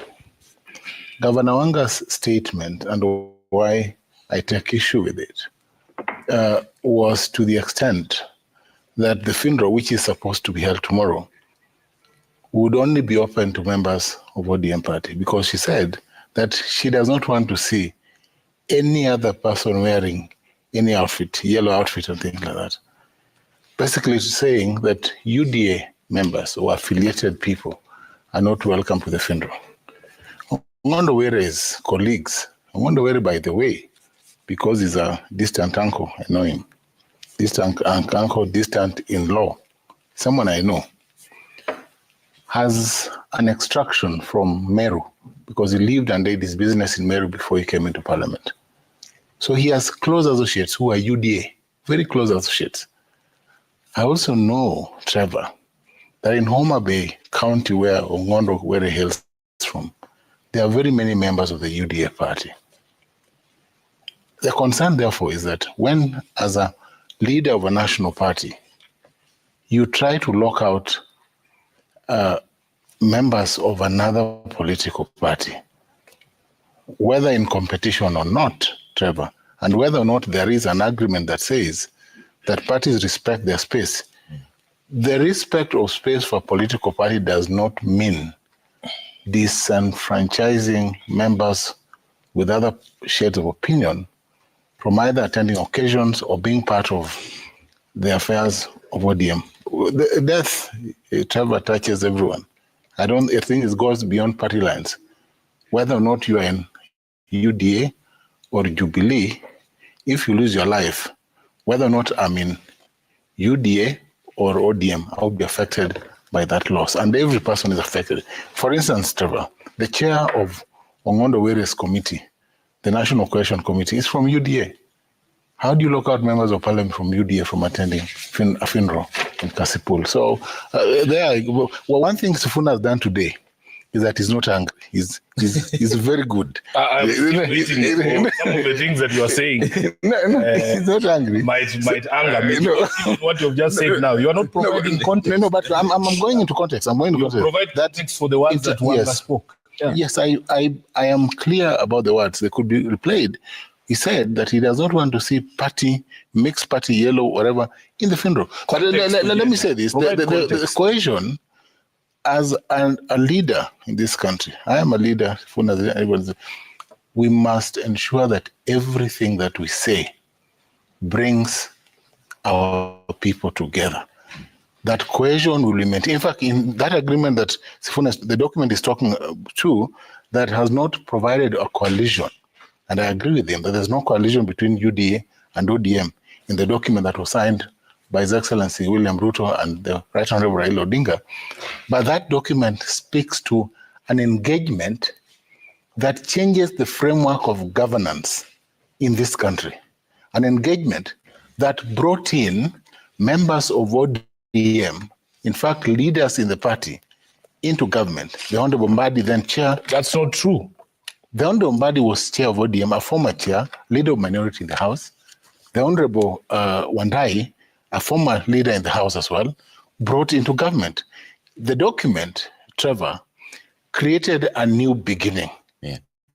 It was a new beginning in the relationship between UDA and ODA, because we never had cabinet ministers in the UDA government before June 2024. It was after the Gen Z invasion. It was after the arrangement that started a conversation between Raila Odinga and His Excellency President Ruto. So that arrangement was obviously an arrangement between two leaders of two political parties. So this document merely formalized an intention that was expressed by the appointment of members of ODM into cabinet. And I expected Sifuna to be in cabinet. Why? But even when he missed out, because you're a competent leader. Oh, when he missed out, I'm a competent. No, he's a competent leader. When he missed out, my concern is, Trevor, had Sifuna been appointed to the gender docket, he would not be speaking like this. I can assure you. I can assure you. And he was due to be appointed, but something happened and he wasn't appointed. Yeah. So let me tell you this. This document only confirmed what had been done before. And that is why I respect Senator Oburu. Senator Oburu is speaking from his heart. He's speaking from his heart because he's philosophizing. He understands the foundations that informed the relationship between ODM and UDA. Yeah. So Sifuna is speaking to a document, but Senator Oburu is speaking to the philosophy behind the document. So that is the story that Sifuna is not telling, that there were arrangements, agreements, and other side protocols or agreements that led to this document. So as Sifuna says, he never signed any document, which is true. But this document has a foundation. That foundation, the unseen arrangements between His Excellency William Ruto and the Right Honorable Raila Odinga that eventually led to this document. But will it? So this document, leaders of the ODM like Sifuna have an issue with this? There's much more. Sifuna is speaking from the document, but it's not just the document. What informs relationships between political parties is the understanding between their leaders.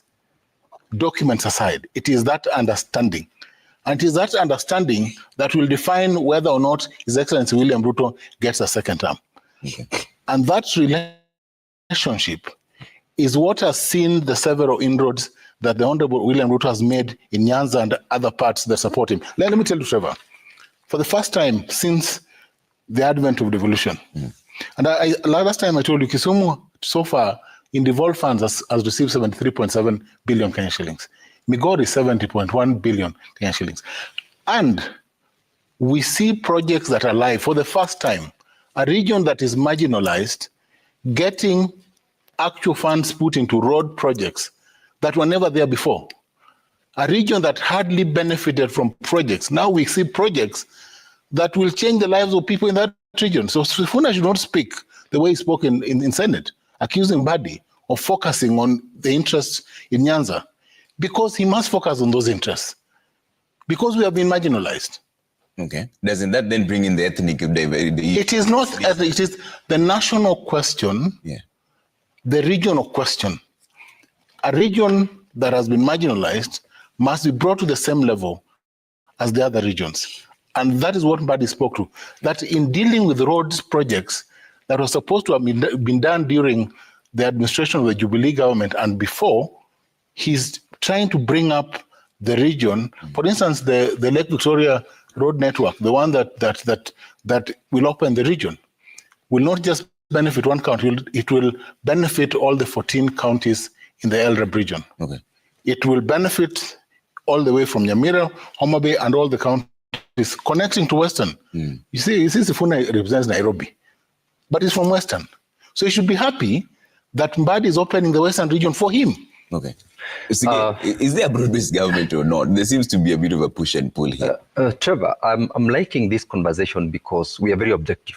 Listening to Sifuna and listening to Professor Tomojenda, the objectivity of whatever it's going on is true. But I want to put to context that comment by the Honorable Sifuna yesterday in the Senate about whether there is an existing broad-based government or not. And the context is in terms of why did it become necessary to have a conversation about that issue at that moment. I sit in the Senate Business Committee. The previous day, when we were planning on the business of the House, Senate had not received any communication from Honorable John Mbadi about his inability to appear yesterday before the Senate. Remember, Trevor, this is a requirement of the law. As a cabinet minister, as a cabinet secretary for the Republic of Kenya, in the docket that he is now, he's under an obligation in the Constitution of Kenya to appear before the Senate to answer questions that members have tabled. Not questions about a certain region, a certain interest by an individual senator, but questions for projects, issues raised across the country. If you were to look at the order paper for yesterday, those questions were there, were done from various members of the Senate. I can't recall whether Senator Sifuna had a question, but I think he had. Actually, the first question was, similarly, Senator Wambua had a question. And the context was, a day before, when we are planning for the operations of the House, we had received communication from one other cabinet secretary that she wouldn't be available to be present. We excused her because of the letter that came and proper notice. Remember, our standing orders requires that if, as a cabinet secretary, you are unable to appear, you must communicate in writing to the Senate within reasonable time, actually 48 hours prior to the appearance. So that was the context with which every other member of the Senate was mad at John Mbadi that you can't write to us in the morning and tell us that I cannot come to the Senate to answer these questions. And was still, what are the reasons? Because we are all human beings. An incident could happen, a situation can occur that denies you your presence in a certain place that you are required to come. That was the context of that conversation. That is why later on I saw the media saying, look, Senator King, Speaker Kindiki has led Senate in attacking. That was not an attack. We as a House have got responsibility to represent. The question that you had asked me, we represent the people of Kenya. If that question was not answered yesterday, we do not have any other time to come and answer them. And if cabinet secretaries don't appear, we lose the role and also the mandate that we have as a House. So then that puts the context. Therefore, any other cabinet secretary, as we've all said before, represent the people of Kenya. They do not represent regions. They do not represent their tribes. And it is true where the Honorable former Vice President, or Deputy President rather, Gachagua, you can't wake up every morning and say, Murima, Murima. It is not Murima. We are leaders representing Kenya. Our late colleague, Honorable Were, Tom here has made reference that he also has got uncle. He's his uncle's distant uncle. I don't know what that means. Distant uncle. But I want to say that Were also has got relatives from Bomet. His wife comes from Bomet. His other wife comes from the county of Bomet. Honorable Were was in Bomet 2 weeks ago, burying his brother-in-law. And therefore, he's a leader not only for the people of Kasipul, but being a member of parliament, he represents a constituency, but in the Republic of Kenya. No. Therefore, we definitely condemn comments that would unnecessarily create tension to the people of Kenya, to the constituents we represent in any other such forum, because all of us would want to go and, send him off on Friday. And therefore, if I were to choose to put on the colors of UDA, though it's not a political forum, if unfortunately that day becomes a day that I really feel like I should do and don my yellow colors, nobody should deny me that ability, but it is not one of those things that we should call upon others to fight. Allow me to say then something about what Senator Sifuna has taken you through and the rest of Kenyans who are watching with regards to the MOU that was signed between President William Ruto and Raila Amolo Odinga. It is true, as Sifuna puts it, in the August election of 2022, a government was elected. That government is the Kenya Kwanza government. That is the government that formed this particular government. Fast forward, this MOU was signed. It is a formal document. It has got what Sifuna has read, formal intentions by the principals of the two parties, Raila Amolo Odinga and William Ruto. I mean, it is an MOU. It is not a coalition agreement. Well put.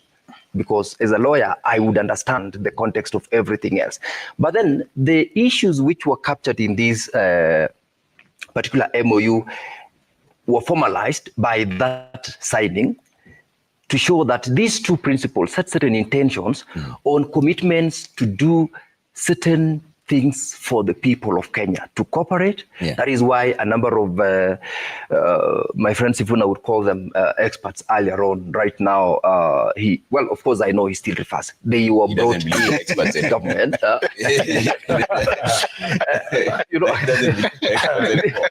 The beauty of a democracy, the beauty of freedom of speech, to the extent that we are aware there was a commitment. These two people decided, let's cooperate, let's bring Kenyans together. Let us also set up a framework with which we can cool down the political temperatures in the country so that we can concentrate on serving the people of Kenya. And definitely, the agenda that Kenya Kwanza had, the agenda that ODM had, was not for ODM zones, it was for the people of Kenya. Similarly, Kenya Kwanza, the same thing.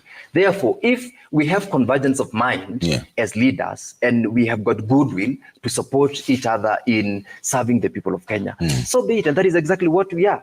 And the visits, I wouldn't want to call them political tours the way Senator Sifuna has called them. These are development visits to various places across the country by the president. And sometimes it's important to also have him be accompanied by the executive leaders from that who, in most cases, would be expected to be the ones to implement. Ours is to do an oversight and to fight for additional resources. The unfortunate thing is the context with which we mostly would put certain speeches and how our colleagues have their platforms to share with the people of Kenya. Because, well, if I were to be in Bomet today, definitely, I must say, what is it that this government has brought in for the country at large and specifically for the people of Kenya. So, importantly, those tours has actually helped this country to be united, to be focused, and the political temperature somehow have allowed the government to attempt to deliver to the people of Kenya. Sifuna, there's an increasing perception that you're sabotaging this broad-based arrangement now that you don't want to call it a government. I don't know how I'm sabotaging, but let me just calm the nerves of my colleagues here who intend to come for the burial in Home Affairs Friday. Context is important, Trevor. I was trying to persuade my brother to provide context, not to ask for video, to provide context for the words that came from the party chairperson, the Honorable Gladys Wanga. Number one, she referred to a previous incident. Just a few weeks before this incident, there was another burial there in Homa Bay. And some youths who are sponsored and dressed in UDA colors came to that particular funeral and misbehaved. That is the context within which she spoke. I am personally very averse to going to these burials where people come dressed in political colors. But you'll forgive us on Friday because it was Ongondo Were's wish that he be buried in ODM colors. So if you see ODM there, don't say, oh, Sifuna said we should not dress like that. But yesterday at the memorial, both the governor of Homa Bay and the senator of Homa Bay invited every person from every color to come to mourn this great leader. And we gave assurances that for as long as we all respect the decorum, we expect to have a peaceful send-off for the Honorable Ongondo Were. Now, secondly, Trevor, I can forgive Salasia for refusing to read this document and assuming Sifuna signed it. But I cannot forgive Professor Ojienda. Because, Professor, you are a lawyer. When you see people running away from a document, and that's the reason I have brought this thing here, because there's been a lot of nonsense being said about the contents of this document. Luckily for us, all of us here, we are lawyers. They know about the parole evidence rule, that once the contents of an agreement have been reduced into a document, you do not introduce oral evidence to explain its contents because the document will speak for itself. The people who are supporters of this animal, called broad-based, are running away from the contents of the document. That is why the president gets annoyed with me when I remind him what the document says. So when you see Ojienda coming and telling us, oh, there is the document, then there's a philosophy. Read the document.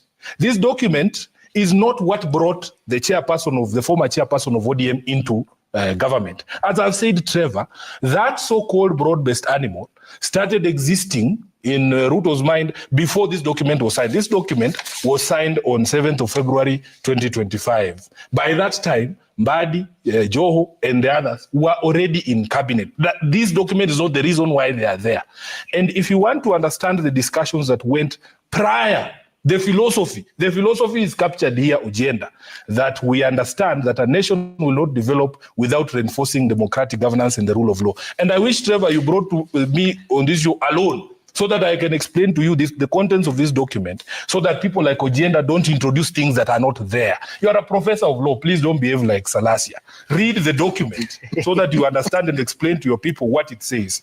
Number three, Trevor, he has made an assertion here that I was angling for cabinet. Gender ministry. Ministry of gender. I understand why he said gender, because he knows I'm very loved by the ladies. Which is not something we can say about him. But the truth is, I have no intention of serving in a government such as the one that is in existence. So you would never take a cabinet I would position? never. In fact, they know. We've seen some of your own people like Professor Makau Mutua say never, then he comes in. I am not Makau Mutua. I am not any one of these people. So for the record, you would never take us. I don't know how I can put it. I have no intention. I am very happy serving the people of Nairobi as the senator of Nairobi. And even in 2027, I've said I will not seek any other office other than the office of senator of Nairobi. I am happy where I am. When he speaks about marginalization, this is a very interesting conversation from two perspectives. Number one, all of us who support Raila Odinga have been marginalized because of our politics. I want you to understand that point, that ODM and the leader of ODM, Raila Odinga, is not a leader of the Luo. He's not a leader of Luo Nyanza. Raila Odinga is a leader of Kenya. His people, including Sifuna, who doesn't come from Luo Nyanza, has been marginalized because of the position we have taken to support him. You go to the coast, you go to people in North Rift. I went to Baringo. I have my chairman there called Wesley Lekakimon. He's being marginalized because of his position as chairperson of ODM in Baringo. If you took another angle, Trevor, list for me the areas in this country that are marginalized. My goodness.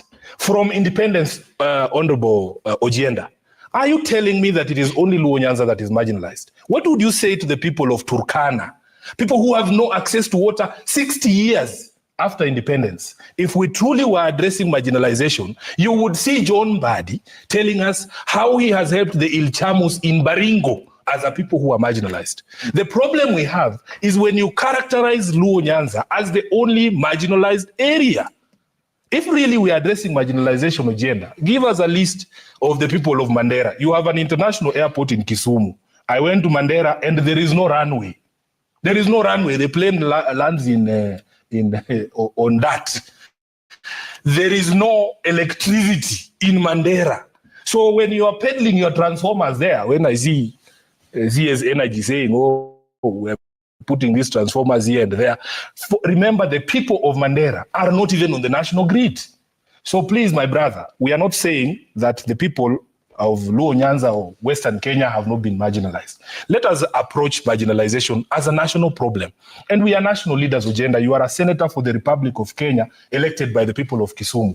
Speak for other people as well. We know you represent the people of Kisumu. We have no problem with that. So when we talk about marginalization, let us look at it as a national problem. Lastly, on this MOU, when Trevor, we are told that there was a discussion on the issues. These are the issues. We spoke about devolution.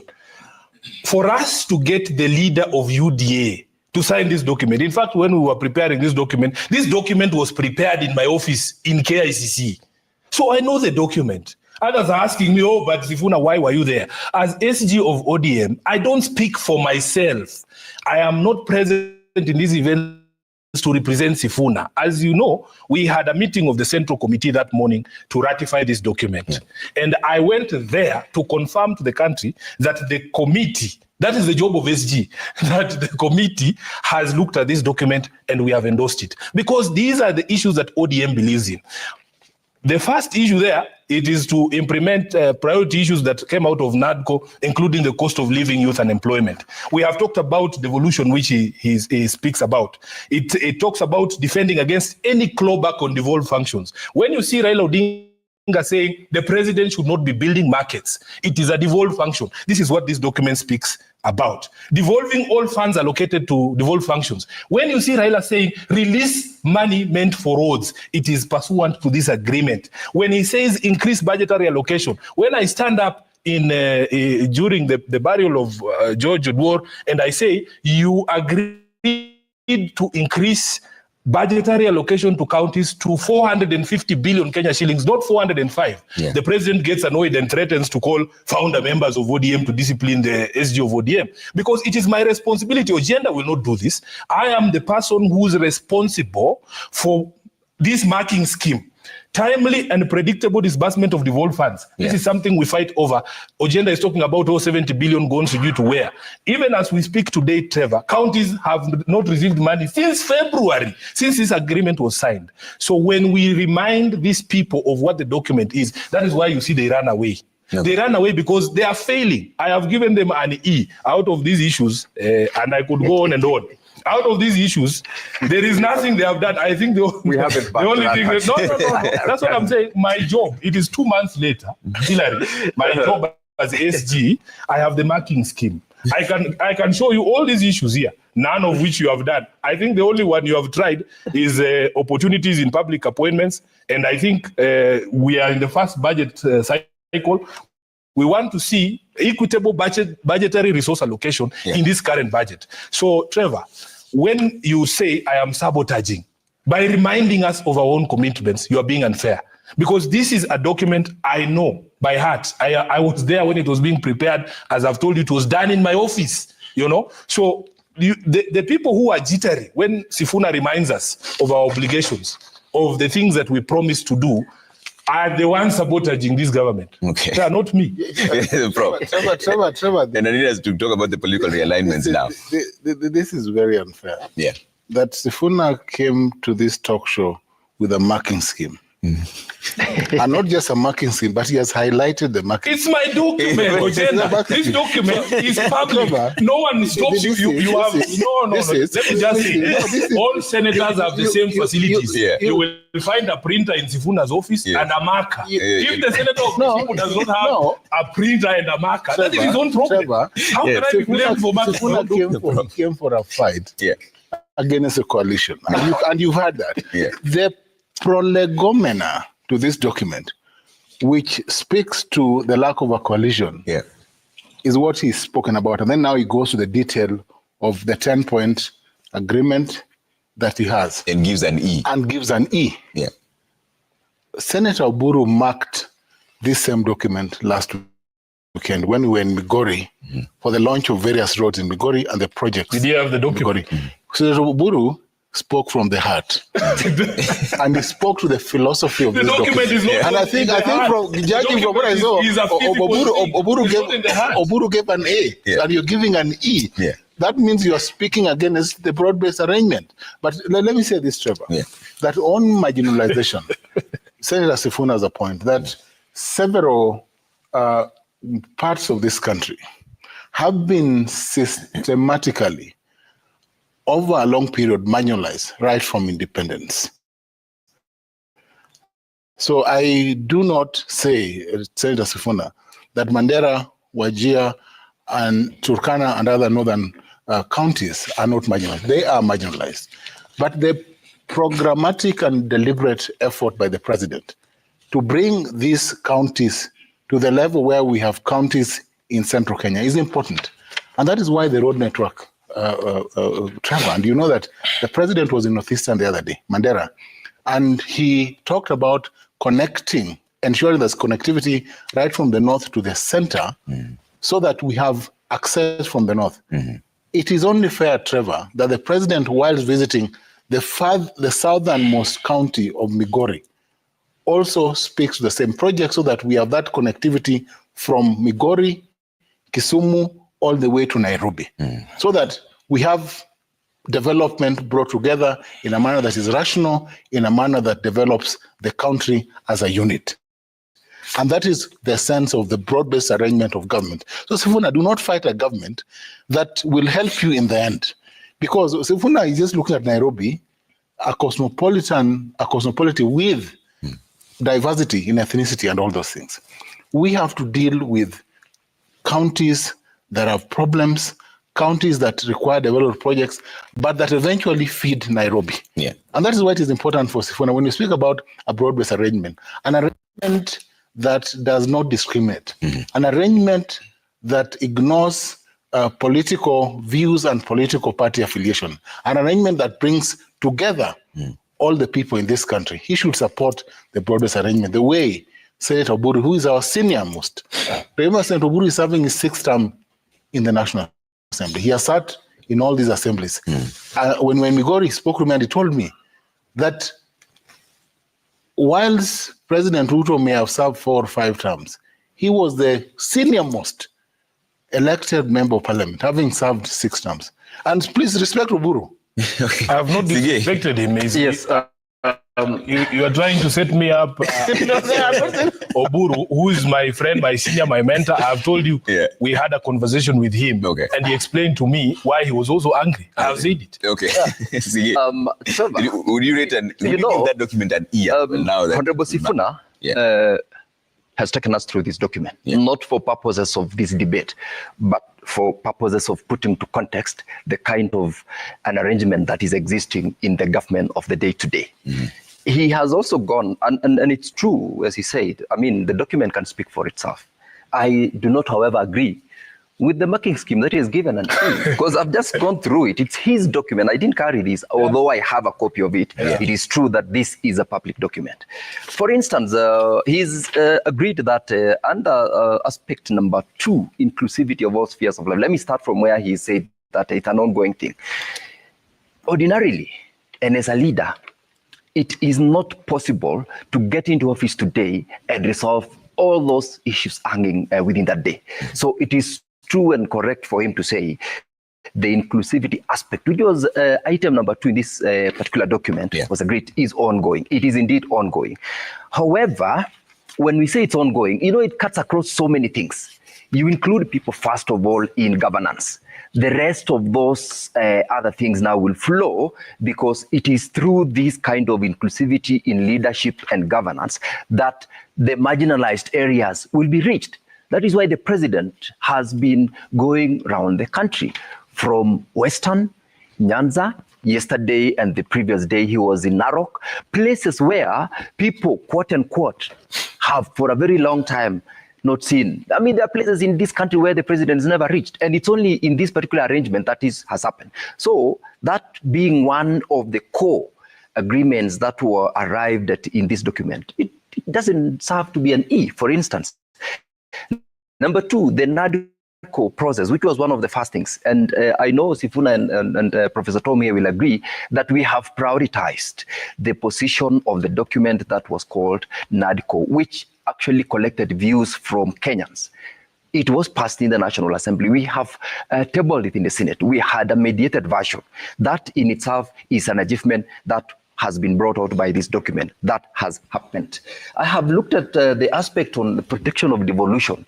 The president has championed this aspect. And though we have not had enough of resources going to the counties, it is not about the deficiency or sometimes even the delay of disbursement of those funds that we don't feel the aspect on devolution. There is a bigger problem, which is corruption in all our counties. And we are doing this almost every day in the Senate. Every senator, when he stands up to speak about something. Yesterday, we spoke about various reports which were tabled in the House by various committees, and in particular, the Committee on Health, for example. It indicted almost all the counties in terms of the corruption status in health. So when the president says that let us support devolution, in the latest shareable revenue that was passed, it is an improvement from last year. Last year we had 387. We have enhanced it to 401. We are debating from today the new formula for sharing resources to the counties. That in itself is a show of someone who supports devolution. Admitted, there are certain times when there are delays, for instance, and certain functions. For example, these markets, by the way, spurs greater economy. Whether or not it is something that we will, because we can't, for instance, in our counties, say we will tell the national government, don't come and build for us this market because it's a devolved function. No. Because we want development projects to go to the counties. We cannot tell the national government, please don't come and do this particular road. We, in fact, to the contrary, push for every other aspect of development to go down to the counties. So if I was to go one by one, and I'm very sure I'll be able to say it is not E. But there are areas where we have not achieved what had been committed in this document. But it is work in progress. More importantly, President Moi, President Moi told us when we were young, Siazambaya, Maishambaya.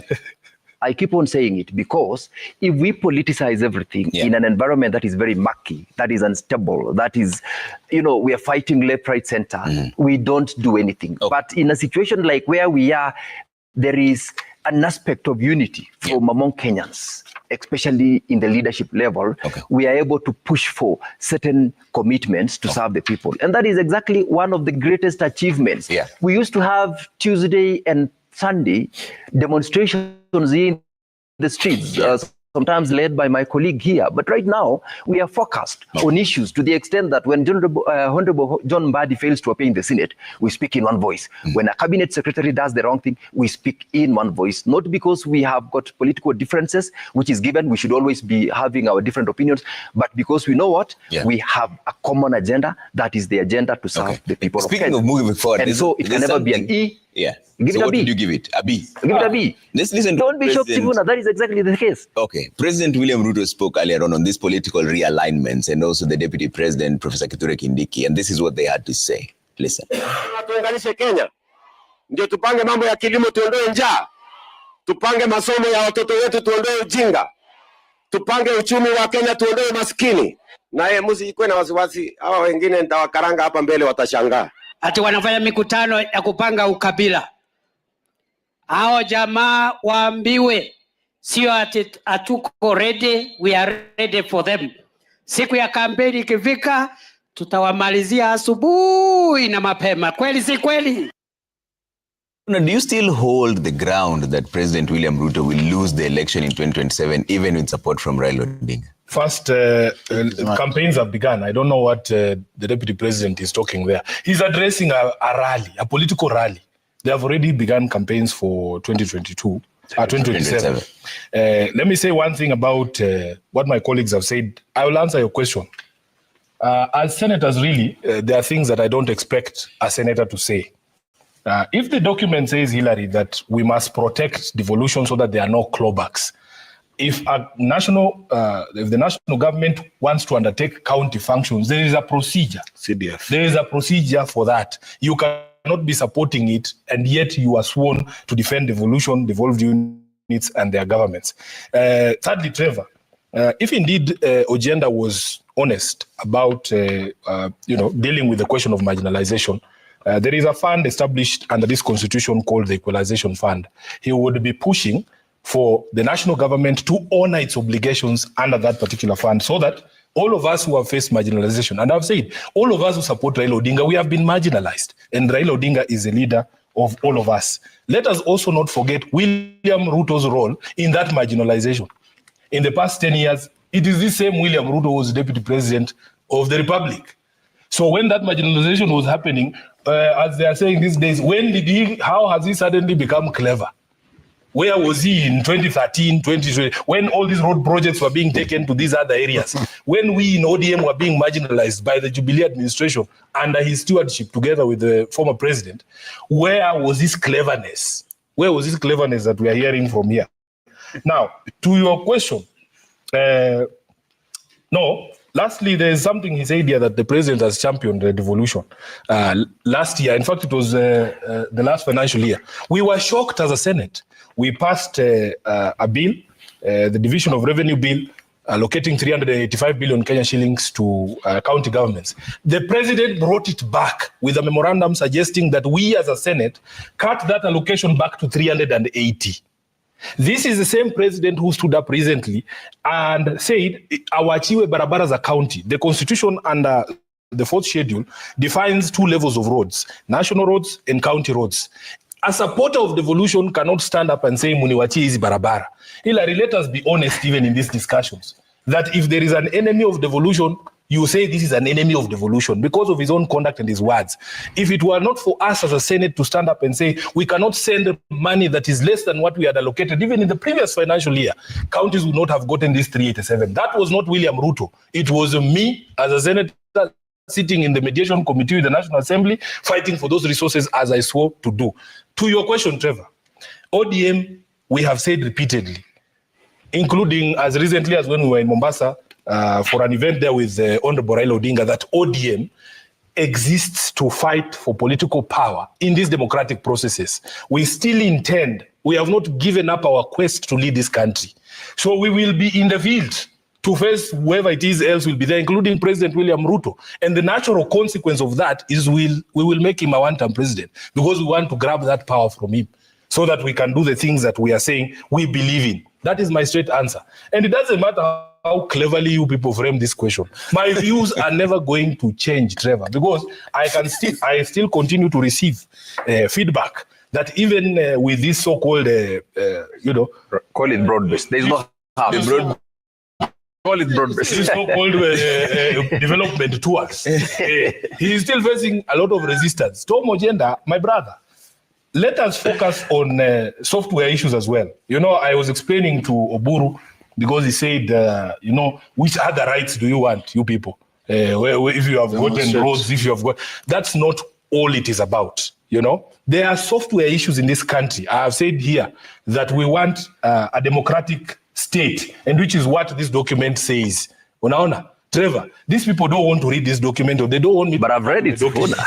A nation will not develop without reinforcing democratic governance and the rule of law.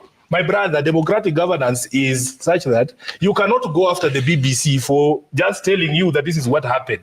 Why are you arresting young people for producing a film about events that we all saw? I was there in Parliament. Those things happened.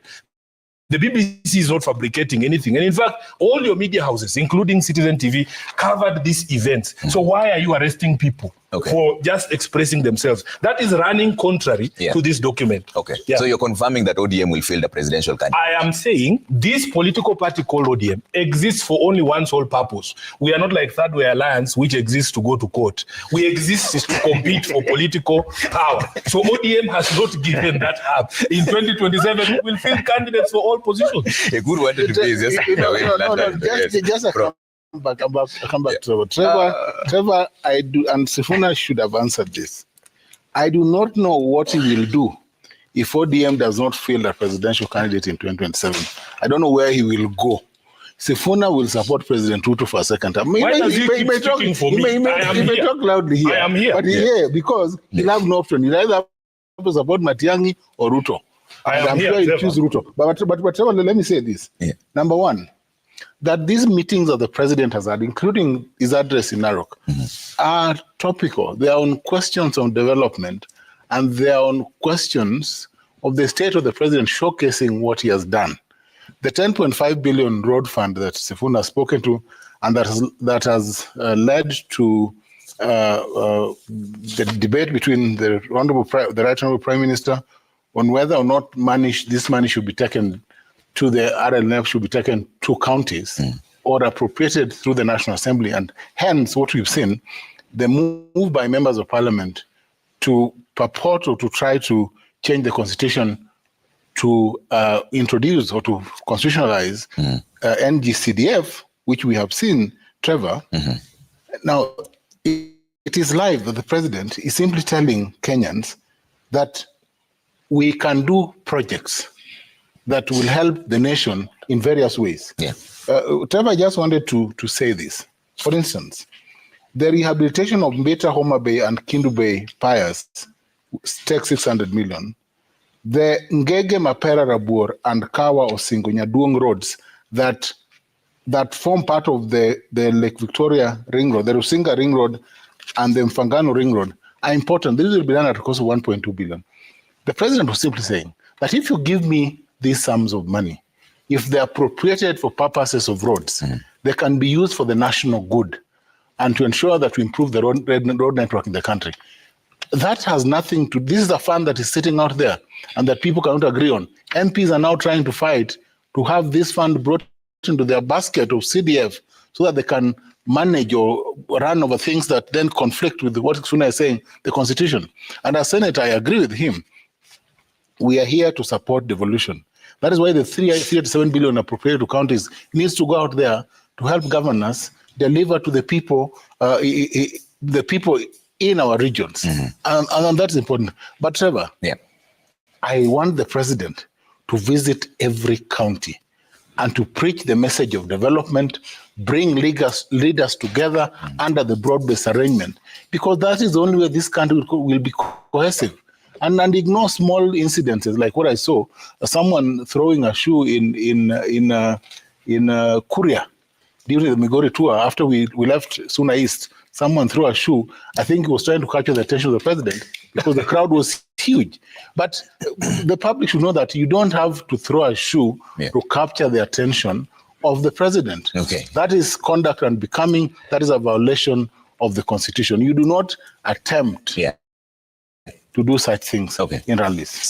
Very briefly, because we're running out of time. I wanted to say something, particularly with a comment made by Sifuna that the president and the deputy president, in their comments yesterday in Narok, are already in a political campaign and in a political mood. Earlier on, Sifuna insisted on putting to context the comments by Governor Wanga, and he indeed did that. The similar situation that was the speech of the president and the speech of the deputy president and the rest of the leaders who were there, when put in context, explains that this was not and it can never be a political rally. Three things. One of the issues that the president keeps on talking is, I have got an agenda to bring to the people of Kenya services. In Narok, he spoke about the land issues. The Mau issues where a number of people, Kipsigis community living in Mau, were evicted. He spoke about it. And the president also gave a way forward and a solution. That is not a campaign that the president was doing. He spoke about also the land issues for Kedong, for the Maasai community, and also in Angata Barigo. Remember last week we had a number of people who were killed. That is not and can never be called a political statement or a campaign. The president is telling the people these land issues, which over time have not been resolved, are going to be resolved in his presidency. It is not in any way political and campaign. Road projects which were launched and commissioned cannot be used as a political tool in this moment. And lastly, very importantly, the aspect on uniting the people of Kenya to all come and support this government of the day. That has never happened before. Those speeches cannot be political campaigns. And he juxtaposed this because that is what he was saying. Whenever I come to you with an agenda. I come to you with certain projects and certain commitments. And as I supervise what has been done or what is ongoing, certain commitments are made. In comparison to my contemporaries, the other people who are purporting to say it is an alternative coalition, whose agenda is only Ruto must go. He's saying, look, let me deal with issues which I promised Kenyans now. Forget about that team. When that time comes in 2027, their agenda is Ruto must go. My agenda is I have got to deliver the roads, health, education, and unity for Kenyans, agriculture for the people of Kenya, and that exactly is what is going on. So we are not yet campaigning. When that time comes, we will campaign, we will compare, we'll place on the table, Ruto must go, another agenda for the disgruntled group, which is normal, the tribal kingpins. Their agenda is we are uniting ourselves in our tribal conclaves. President William Ruto is saying, I am the president of Kenya. I want to unite all Kenyans for the good of all Kenyans. There's a lot of feedback coming through. Let me read them really fast. I'll give you a chance for closing remarks. SG, give you a chance for closing remarks. Let's hear what the people are saying. Let's hear what the people are saying first, then you'll hear your closing remarks. Wesley says, Honorable Were was killed almost same time. 5 people were killed in Angata. Leaders, including the president, were quick to protest on the MP's killing, but said nothing about the 5. Political class care for one another more than the ordinary people. MC Ruma says the question is, do our leaders truly deserve any respect? They lack empathy and show little concern for the welfare of the ordinary wananchi. Respect is a two-way street. Sadly, many of them have completely lost touch with the reality on the ground. Gabi says this broad-based government brought in a group of about 4 cabinet secretaries who once presented themselves as angels, but they have completely failed to deliver on the mandate given to them by the Kenyans. Now, they're just moving around in convoys with no tangible results. Sawe says some ODM folks are too excited to be near power, forgetting the bigger picture. Kenya Kwanza is simply using them to appear inclusive while remaining in full campaign mode, still making promises. At Sifuna, keep reminding them to stay focused. Kenya Kwanza isn't genuine. It's all part of the game. Nixon says the Mtuwetu syndrome must be dismantled once and for all. National leaders who show bias or give special treatment to their people or certain regions are doing a great disservice to the country. Serikali ni ya watu wote. Angel Lazaro says, Honorable Sifuna, while we advocate for true democracy where everyone is free to speak and be heard, let's not forget that you are the Secretary General of the Orange Party. It's important for the party to speak with one voice. You are intentionally confusing wafuasi. Leonard Masika, ask my good friend Honorable Edwin Sifuna, of all the points listed in the MOU, which ones can he confidently take off as accomplished so far? Time has passed since it was signed. Truly, we are tired. Our leaders are misrepresenting us. May God help us. Lekishon says, keep up standing strong, Senator Sifuna. At times like now, when some leaders have suddenly become so obsessed with power, ignoring the Mwananchi, the Sifunas fills the gap. Kenyans are holding this regime accountable, and it is time to be with Kenyans. Sifuna, closing remarks as you. I think the most important question there is a reason why I gave a marking scheme and gave a grade of E. Trevor, this document highlights over 25 specific action points that is expected from the Kenya Kwanza government, including reduction in wastage in government and Article 9.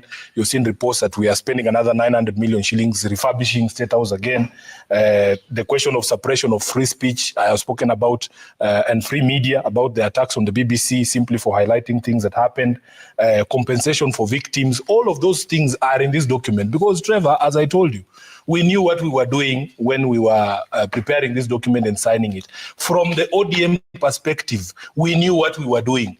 It is clear that the guys from UDA do not know what this document contains, and they have no intention of coming through on any of these things.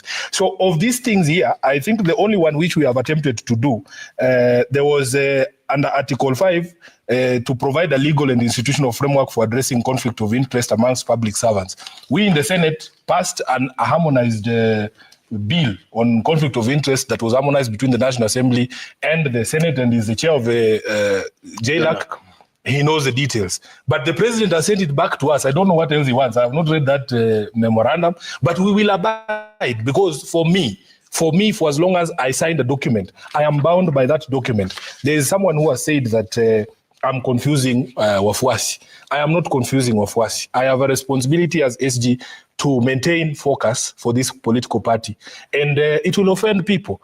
But I have done nothing other than reminding the government what we signed up to, because there have been a lot of accusations directed at me, directed at ODM, that we are being insincere, but it is because people don't want to interact with what we actually signed. All of these things, including this question of compensation, taking responsibilities by officers who broke the law during those protests, compensation of victims. In fact, this, we put it in here following the resolution of the Senate on that State of the Nation motion. All of these things, Trevor, are things that we take exceptional pride in as ODM, because these are wananchi issues. These are not our own issues.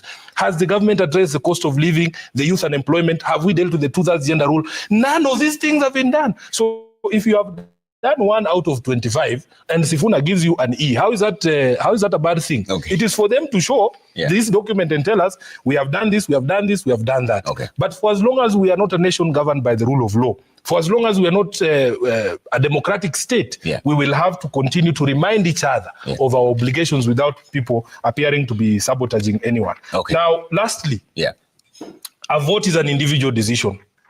Tom Ojienda will not vote for Sifuna. I will be given a ballot, you will be given a ballot. You can see he's already wearing UDA colors.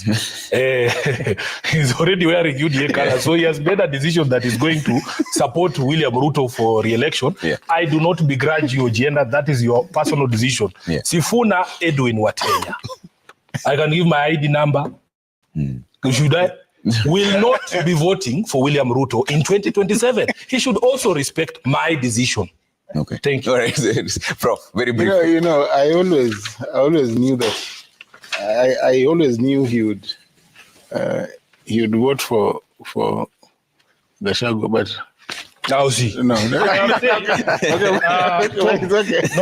This I need to say. Please, Tom, respect everybody's constitutional right to make a decision. I have just asked you, please don't make decisions for me. Okay. I am a grown man. I am a senator like you. Unfortunately, you don't have markers and printers in your office, but we are all individuals who have the right to make a decision. Gachagua is not even eligible to run for president. You know that as a lawyer. I have no doubt. Okay, then Matiang'i, that's okay.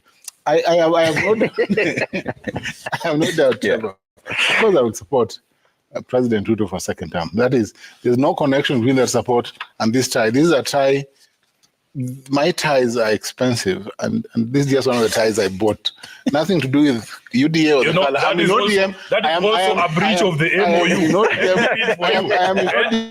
Kenyans are concerned by expression of opulence, accompanied by rude and arrogant conduct by public officers. He's breaching the MOU on live TV. Okay, I'm in ODM, and I'm in ODM to stay. He knows it's my ST, and he knows that. I'll be running for a position. And I will win that position. He knows that. Which one? In ODM, I am not aware. In ODM. But Trevor, my penultimate remarks are one on the responsibility of politicians. We have a responsibility to ensure that we undertake our duties in line with the Constitution. Article 96 is on point, representation, oversight, and legislative functions. And we must make our people feel that they are represented, so that we do not have the outpouring of anger that we have seen after the death of the late Ongondo Were, who is, as I've said before, my distant uncle and brother-in-law. Trevor, Kenyans, this time when we are mourning, tomorrow I would call upon members of the ODM party and members of the UDA party to inter Ongondo Weri in peace. Okay. Let us above violence, and let us stand up to bury the leader in line with his wishes. Okay. He had wished that he be buried in ODM colors, and indeed he seems to have had a premonition of his demise when he spoke 2 weeks before he was slain in cold blood in Nairobi. All right. But Trevor, let us also as leaders respect documents and the intention of those documents. The document that has been brought, that is highlighted here, speaks to a broad-based arrangement, and let us respect that. Most of the objectives have been attained, and even if the government is given a B for the coalition, I think there's a responsibility on both sides of the divide. Responsibility on Sifuna as SG and his ODM party, and on UDA party. All right, in closing, I have known Sifuna for quite a long time. Sifuna is my friend. I've known him very long. I know him. He's not a soothsayer. He cannot be, and he's never been a prophet. So he cannot then start saying, look, we are not going to do this and that in 2027. President William Ruto will be elected back to office in 2027, courtesy of his track record. And he says that as much, and we are saying that as much as also leaders who supports him and his government.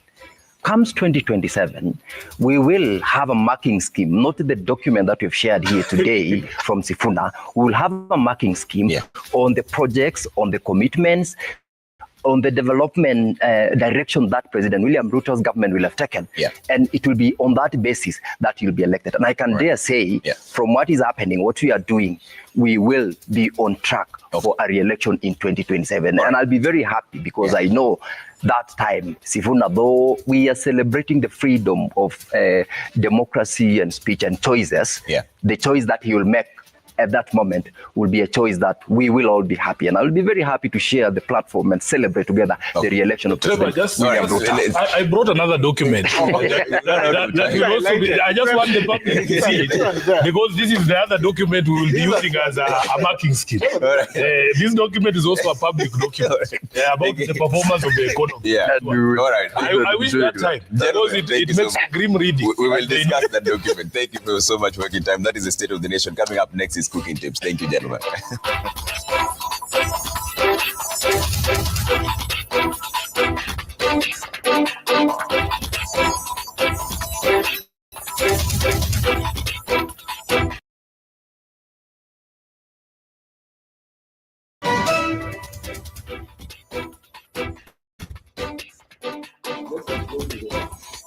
All right, thank you for staying with the Daybreak. Before we take the reaction and feedback at Trevor Mbidi at Citizen TV Kenya using the hashtag Daybreak, Honorable Edwin Sifuna is now with us, Senator for Nairobi, and thank you so much for making time, Sifuna. Before you came in, there were three things that came up. One, Alwale said you're cowards, you were hiding in the office. Two, he said you paid youths 1,500 shillings. And he also said that Azimio leaders should be arrested because they bear the greatest brand of responsibility. So I'll come to you right after, Sifuna. Yeah, first of all, Trevor, let me apologize to you and to your viewers for coming late. We haven't slept in Nairobi. We have had a very long night here in Nairobi because many of our people were injured during the demonstrations. Many have been nursing gunshot wounds. We have reports from Mathare, places like Embakasi, upwards of maybe 15 people lost their lives yesterday. And it is quite disheartening to see my colleagues making jokes of this matter, because those of us who have interacted with the victims of the police brutality yesterday, we don't see anything to laugh about. I would rather be waking up this morning as an advocate to go and represent those young people if they have been arrested for whatever crime it is that they are suspected of having committed. Trevor, just the other week, our courts gave a judgment that outlawed or made it unconstitutional for people to spend lifetime in jail for whatever crime they commit. Now, you can imagine our court saying that life sentences are unconstitutional, but this regime is dishing out death sentences on the streets without ever giving these young people an opportunity to be heard. Number two, nobody is going to threaten us. There is nothing these people have said, have not said. There is nothing they can scare us with. If it is arrest, we are ready to be arrested. Because Khalwale is not a lawyer. He doesn't understand that arresting someone is not an end in itself. Because when you appear before that judge, you must demonstrate with evidence the causal link. There has to be a direct link between the action complained of and the person you're presenting before that judge or magistrate accusing him of that crime. These people, I have said it more than enough times, they are all in agreement. They all say, yes, we should arrest Raila. What they want, what the problem is, Trevor, is that there is no one with the balls in Kenya Kwanza to actually arrest Raila. You see, these guys, this is what I'm saying. You have said this thing for over a year now. You know where Raila lives. I can take you to his house today. In fact, yesterday I was with Cherargei at a committee meeting, and I told him, as a citizen, you have a right to arrest Raila. Can I go with you now where he is? Then you arrest him, you know? Because these people just talk. You have threatened violence, you have threatened to kill us, you have threatened to assassinate us. I am telling you, Trevor, Kenyans have lost fear of this illegitimate government. And what we are doing, Trevor, you know, when an ostrich has its head in the sand, it is refusing to listen. We are going to grab that ostrich by the scruff of its neck. That head must come out of the sand, and these people must listen to Kenyans. Halwale talks about us being cowards. He knows me. Halwale was saying those things because I was not seated here. He can't say those things to me. He knows for a fact that Sifuna is not a coward. We always start our demonstrations at the office of minority leader. That is our office. The office in parliament is our office, just like him. I go to my office yesterday and I left to go to the streets. We reached the offices of the Prime Minister, and we have information, Trevor, that these people have embedded goons within the police service to shoot at us. And the evidence is there, because at Kamkunji, and by the way, we have held dozens of rallies at Kamkunji. You have been there. You have seen them. What is the justification for police to fire into a crowd at Kamkunji? What is the justification? There can never be a justification for people assembled in a crowd in Kamkunji, and then you see police firing straight into the grounds. They're firing live rounds at people. What is the justification? So we want to tell Kenya Kwanza, walk the talk. You have said you're not cowards. Arrest Sifuna. Arrest Raila. Because at the end of the day, after arresting us, you have to present me before a magistrate. You have to show that magistrate that it is Sifuna who destroyed flower beds in Mlolongo. You don't just come here and talk. So please, stop talking. Start arresting. But are you taking any responsibility? Start arresting. Responsibility for what? For the I am responsible for my actions. I am responsible for my actions, Trevor. I am telling you this. Kenyans are angry. And they are not angry at us. They are angry at this government because they don't want to listen. We have been here with you 2 months debating this issue of the finance bill. That finance bill was not sponsored by Raila. And 99% of Kenyans came out to tell Kenya Kwanza that because life is difficult, please do not impose extra taxation. This is not Raila's bill.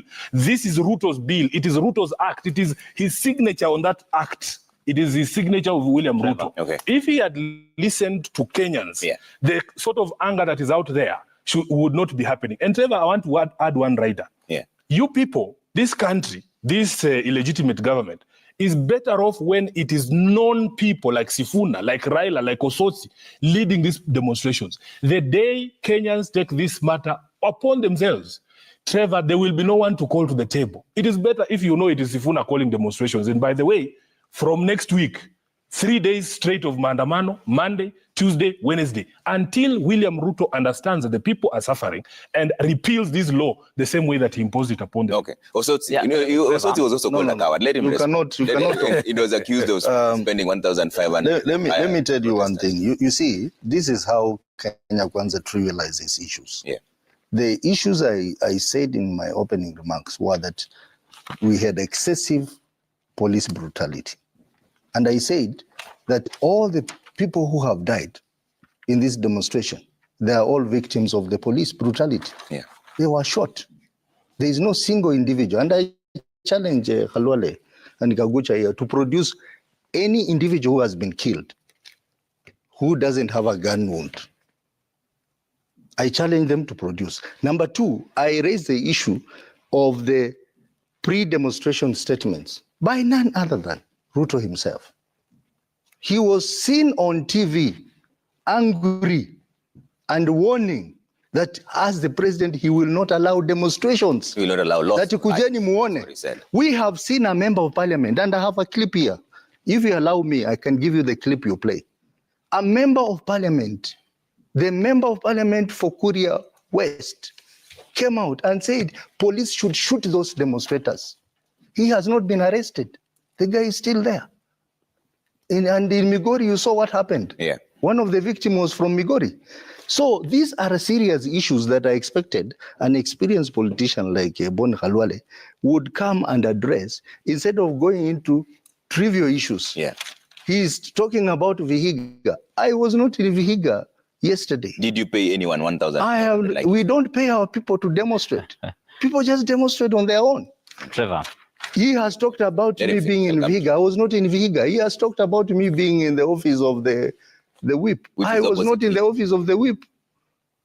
So, Boni Khalwale, please don't be basing your argument on messages you receive. He has shown me the message he received from Vihiga, and apparently the person who sent him the message is a known individual who sends politicians messages for handouts.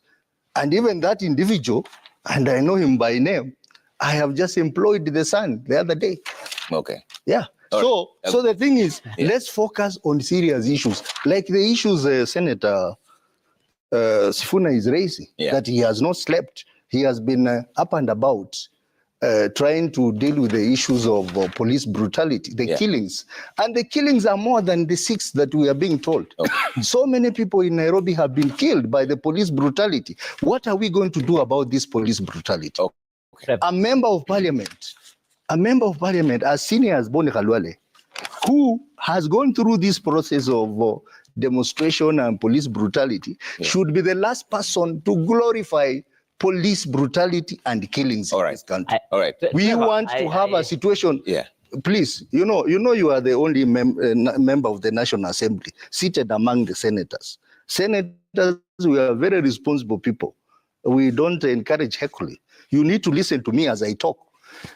We need to promote a culture where we allow Kenyans to enjoy the freedoms they have to enjoy without intimidation by the state, without influence of the police through brutality. Let Kenyans enjoy this. They are trying to come up with a bill to limit the enjoyment of demonstration and freedom of assembly. We are saying that you will manage to push through it in the National Assembly. But Kenyans will resist it again. And I want to say, because Boni Khalwale said you have a parliament to use. The parliament that they are talking about, we have seen what happened. We saw what happened in the National Assembly. The passage of the finance bill. And even the other day, none other than, let me finish my point. None other than Osoro, who is the majority whip in the National Assembly, came out and said they bought members of parliament. And that's why Kenyans are angry. Kenyans are angry because the MPs who are supposed to represent them were bought. Kenyans are angry because the views they presented on the finance bill were ignored. And the state went ahead and forced that law on the people of Kenya. So what other option do Kenyans have? They demonstrate. When they go to demonstrate, police are being used to kill them. Where are we heading to as a country? I said Ototi must be a visitor in Jerusalem. He must have come to Kenya this night. And first of all, you can see the kind of attitude that Honorable Senator here demonstrates. He calls me a heckler. Because when people are talking, even our viewers can see we have allowed him excessive time to give his points. It's not your show. And the person allocating the time, there. Of course. Yes, he's the one to allocate you. Of course. But Trevor gave me time to speak. When I'm speaking, he's calling me a heckler because I'm the only MP here. Don't you get surprised that I'm the only MP here? Let's focus on the main discussion here. How does this all end? Trevor. Yes. Trevor, I want to educate Kenyans, and Kenyans need to understand the reverse psychology that ODM has been using over years. Number one, they use violence as their trademark, as we have said here before. Number two, those issues that you're hearing them talk about, paying people to cause mayhem in their own demonstrations so that they can attract sympathy, is what they are known for. And that is exactly what they're doing. Those people and those gunwoods you're hearing and those goons you have heard them mention, they know how those goons ended up being in their own demonstrations. In fact, it is clear knowledge and there's credible evidence to show that most of those people who were shot yesterday were actually either shot by policemen who had been paid to shoot and kill by themselves to attract sympathy, or they were paid by themselves. Where is the evidence? Let's not make allegations. That is why, Trevor, that's why I called him a heckler. That is why when Kenyans were forced and they were pushed to go and demonstrate in the roads, my senator here was doing a committee meeting in parliament and taking tea.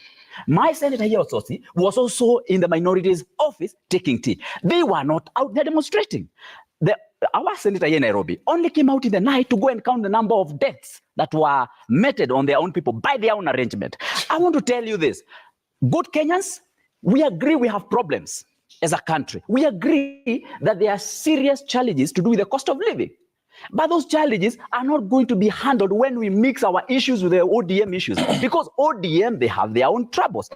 They have their own violent bitterness of losing an election. Now, if you want to mix our own problems with that of ODM, just know that you're on your own. In fact, don't put your life on the harm's way. Do you know why I say this?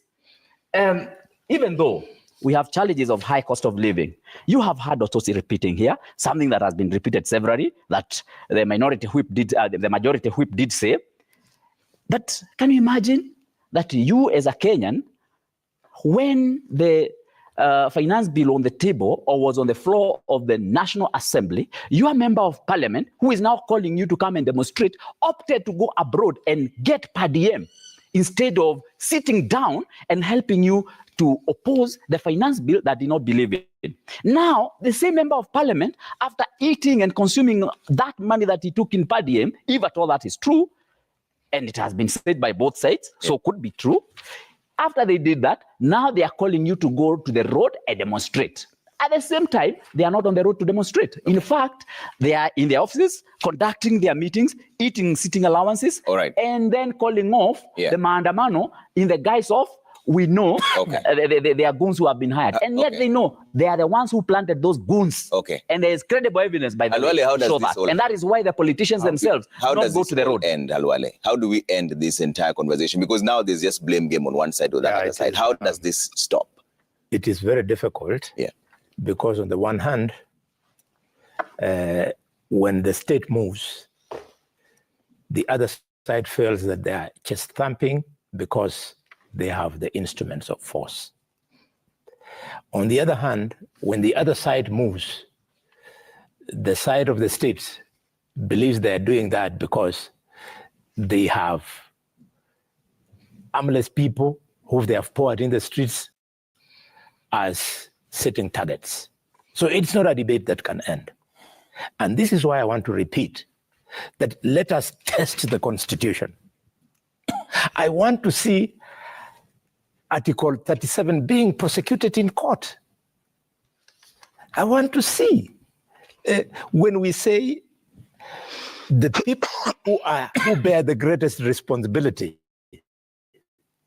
Raila, Martha Karua, Kalonzo Musyoka, Eugene Wamalwa, they are now being arraigned in court. You test Article 37 on them. And Sifuna, I'm not keen on issues of arresting. I am not even keen on Raila being arrested because that is drama. We don't want drama. Just like the way they did it in the ICC, and Sifuna, you are a lawyer. They did not come to Nairobi to arrest Ruto and arrest Raila, Saitoti, and so on. They just gave them a day in court. I would like these people who are responsible to be given a day in court so that we test Article 37 once and for all. Sifuna is challenging me that I called them a coward because he was not here. I want to repeat.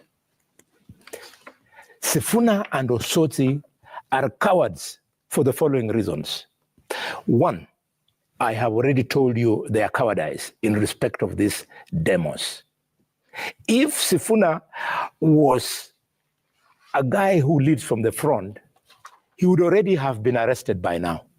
I have been arrested. Osotsi would have been arrested by... Relax.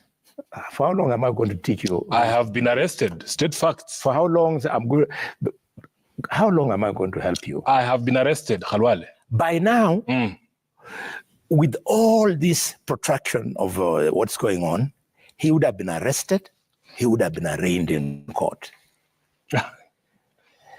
In the last round of these demos, when we were NASA, the giants of the struggle, we were arrested, we were arraigned in court. In fact, our cases are still active.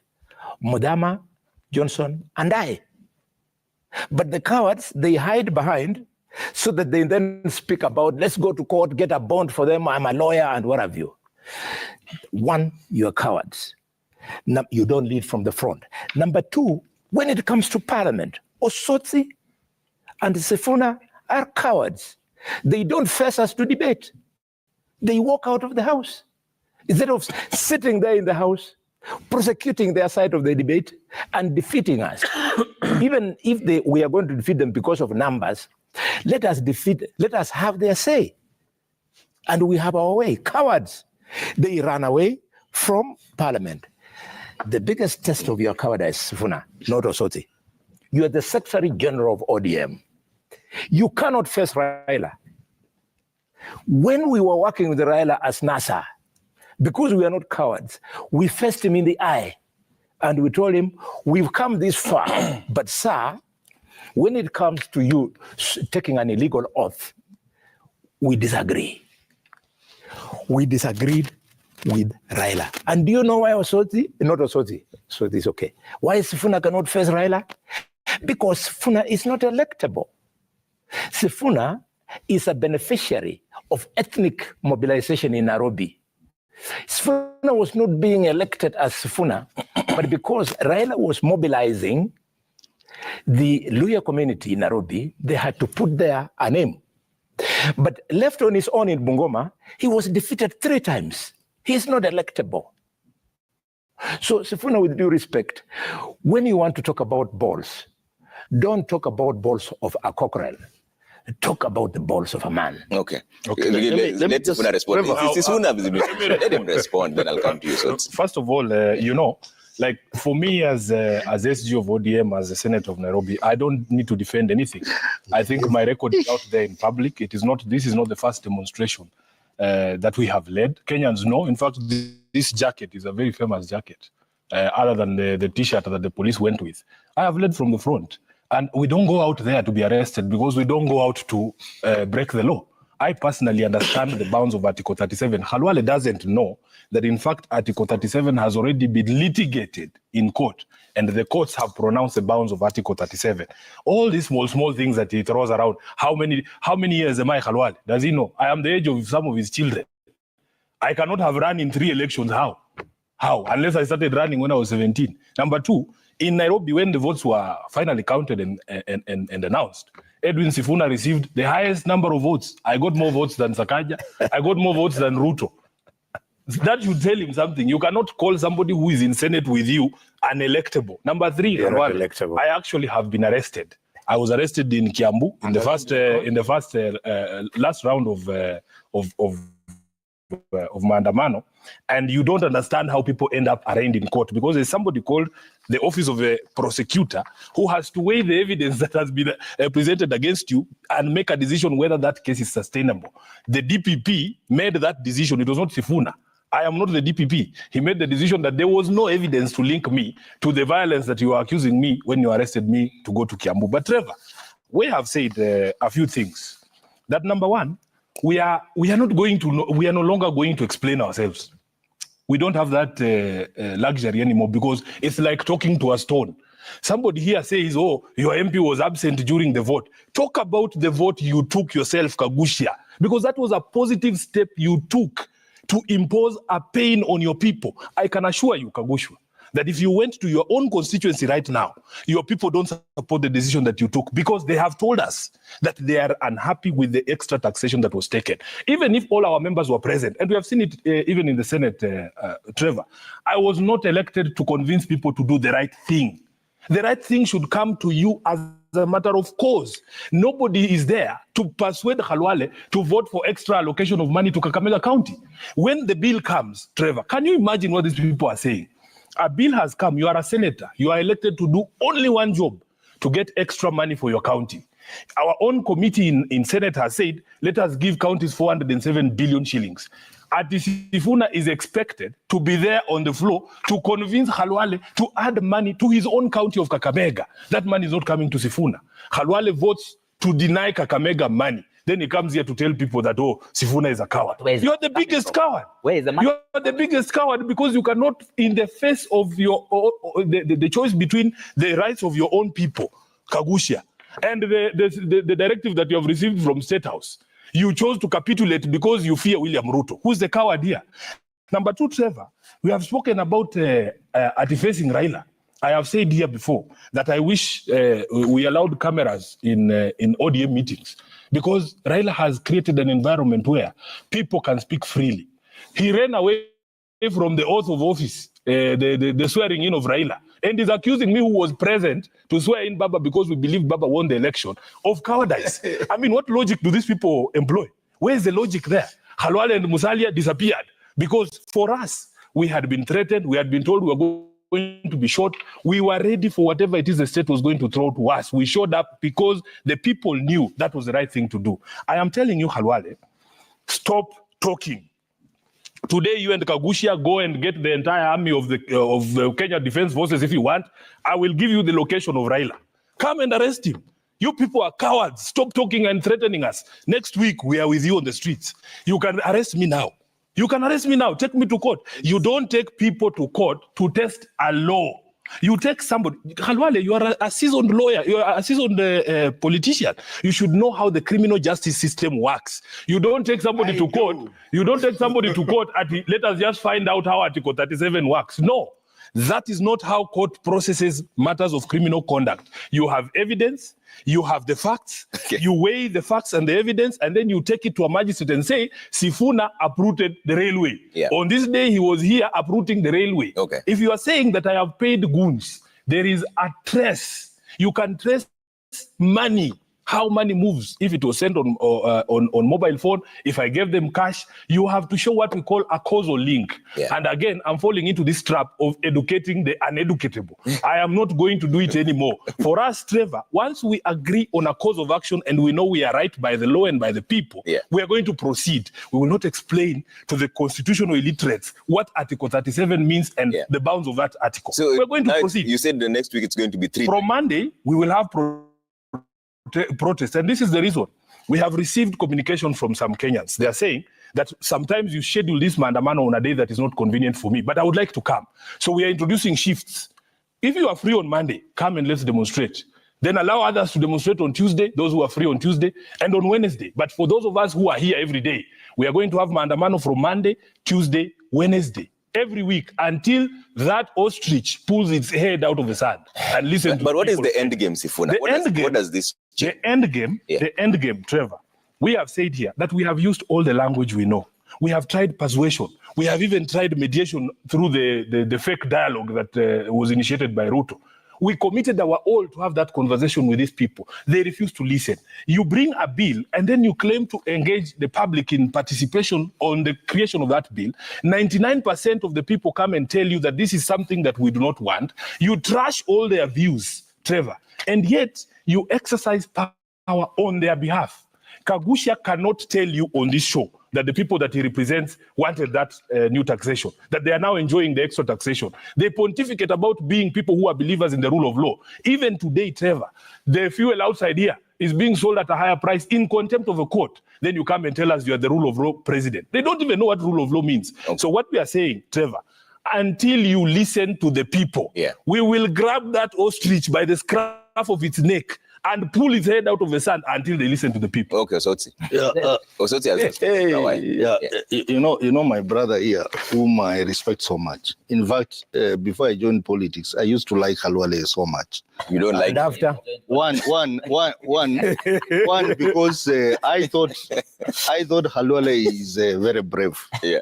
But the few moments I've served with him in the Senate, I have come to realize that he's a coward. And I want to give you 3 instances. Yeah. The Senate of cowards. The first instance, I want to give you 3 instances. The first instance is what Senator Sifuna has alluded to. You know, Khalwale is a member of the Finance and Budget Committee that sat interviewed everyone they had to interview, and agreed anonymously that they want to go with the shareable revenue of 407 billion. And he signed. His signature is on that document, that report. But when it came on the floor, he went by the position of the government of 385 billion. Reason being, he had been intimidated to go for a lower figure for his county. And being the whip, he whipped everyone else to support a wrong thing, a bill that was going to reduce allocation to counties. That is the first instance that I knew that my brother here is not as brave as I thought. The second instance was when recently when we were going through the impeachment of the CIA deputy governor. We all agreed in a bipartisan manner, because Senate operates in a bipartisan manner, that indeed there were grounds to impeach the deputy governor. And all his members in the committee signed and agreed they were going to impeach the deputy governor. Yeah. But when it came on the floor, it is Halwale who was called and threatened and told to make sure that that motion is defeated.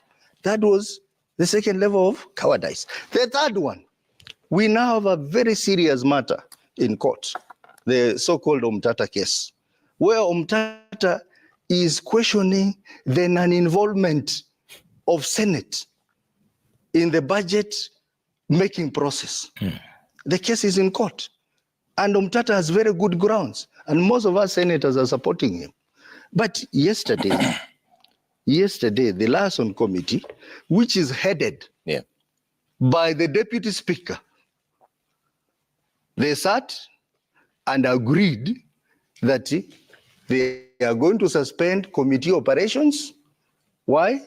Because they reject the budget allocated to the Senate for committee functions. Halwale is the leader of that group. So these are issues that Boni can sit down with his party leader, William Ruto, and tell him this is wrong. Why have you reduced the budget of the Senate?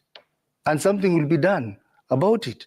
But now, because they fear their leader, they have come to the Senate and they want us to carry their baggage. We are saying that Senate has a role in the budget making process. And Halwale knows that. The problem we have here is that Halwale is not himself. We know that this guy, his ideology resonates with Azimio. What we are doing. His ideology is pro-people.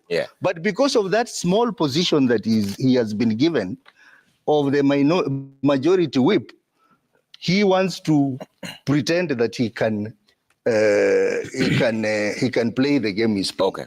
But aside from that, Halwale you need to allow him to respond. Aside from that, Halwale issue, let's not trivialize this matter. You know, when this gentleman called Kagusha from Nyeri talks, he talks about ODM, Raila, and all that. He always trivializes issues. The issues that Kenyans are expressing themselves in the demonstration are beyond Raila Odinga. They are beyond ODM. They are beyond Azimio. Even yesterday, you saw demonstrations were held in areas which are not traditionally Azimio areas. Even Nyeri, where he comes from. I saw something in Muranga. I saw something in Meru. I saw something even in Northeastern. Areas which are not traditionally strongholds of Azimio. Something happened there. And I want to tell you today that the shape these demonstrations is taking, it is not going to be people-driven. Raila can decide to stay at home. Correct. But people will still go on the streets to demonstrate because this government is not listening. It is not listening. As Sifuna says, 99% of the people who presented their views on finance bill say they didn't want that finance bill. But they went ahead, bulldozed the bill through the National Assembly, through bribery and intimidation and all manner of tricks, and had it passed. They talk in a chest-thumping manner every time they stand up and said, lazima tuongeze ushuru, lazima tufanye nini, regardless of what Kenyans feel. And when they say that they are addressing the cost of living, he has talked about them addressing. Look at the policies they have come up with. When they say they want to ensure the dollar rate goes down, and the solution to that is getting into a government-to-government oil deal with Saudi Arabia.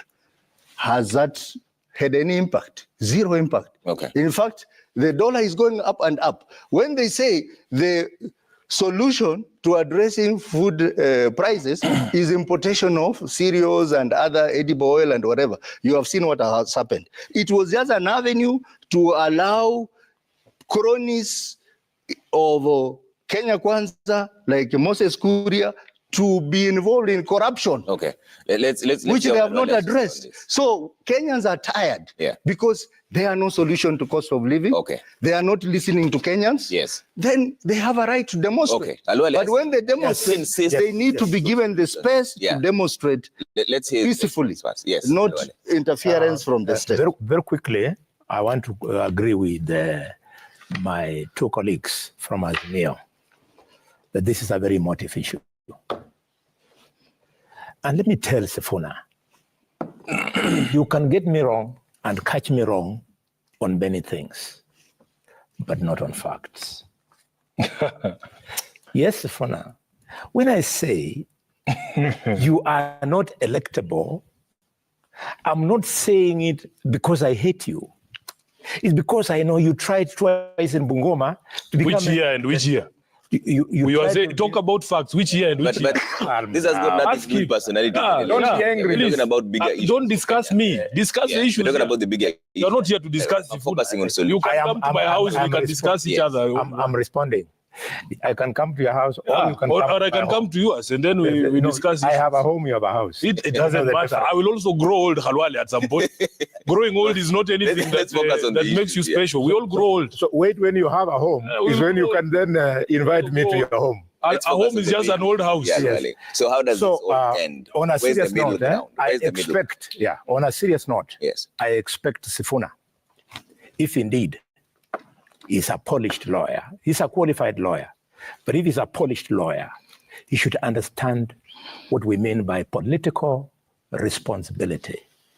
Sifuna, while you are away, I said that when Ruto president and Uhuru president were arraigned at the ICC, they were not carrying machetes or firing guns. They went there because of bearing the greatest political responsibility. And therefore, when Raila will be arraigned in court, he'll be there because he'll be bearing the greatest responsibility. They say in English, Osoti, that ignorance is bliss. When you talk about you and Sifuna, when you talk about the Dora Bill, which in law means the division of revenue between the two levels of government, that bill, Kenyans, does not attempt to take money to counties per se. It is a bill for dividing revenue between the two levels of government. You divide the resources which are in the basket. So, in the process of debating that bill, you go through the stages of taking views from the Council of Governors, from the Commission of Revenue Allocation, and as legislators to say, this is the money we have in the basket, let us share it in these ratios. We did it successfully, and thanks for that sobriety, today, there is no single county out of the 47 that has got a pending arrears. All counties have been paid out, up to and including additional revenue. My brother Osoti, you talk about the issue of impeachment of the Deputy Governor of Siaya. You are right. We have agreed, and Sifuna and I have shared one impeachment committee. We have agreed that on such a serious issues, like removing a governor, deputy governor from office or removing a president, we have to approach it with bipartisan. But when you are doing it, please, I formed the committee. I gave you 6 able senators to help 5 able senators from the minority to make a determination. Yeah. My work ended as the whip. So when you come and mislead the country that the vote to remove the deputy governor was unanimous, you are being economical with the truth. The truth is 11 people voted to make that decision in the committee. 6 voted to remove the deputy governor. 5 voted to oppose removal. And when they came to the House, the leader of the majority, Cheruiyot, and the chief whip, Khalwale, we never debated. We carefully kept out of the debate and we listened to all these honorable members making the decisions. Okay. And then the vote came, they were lost. You have raised the important issue of the Omtata case. Just like the signatures that you people are collecting, the Omtata case is now being used to walk unsuspecting members of the public up the garden path. How? When Kenyans are signing those signatures, they think they are signing to remove the president.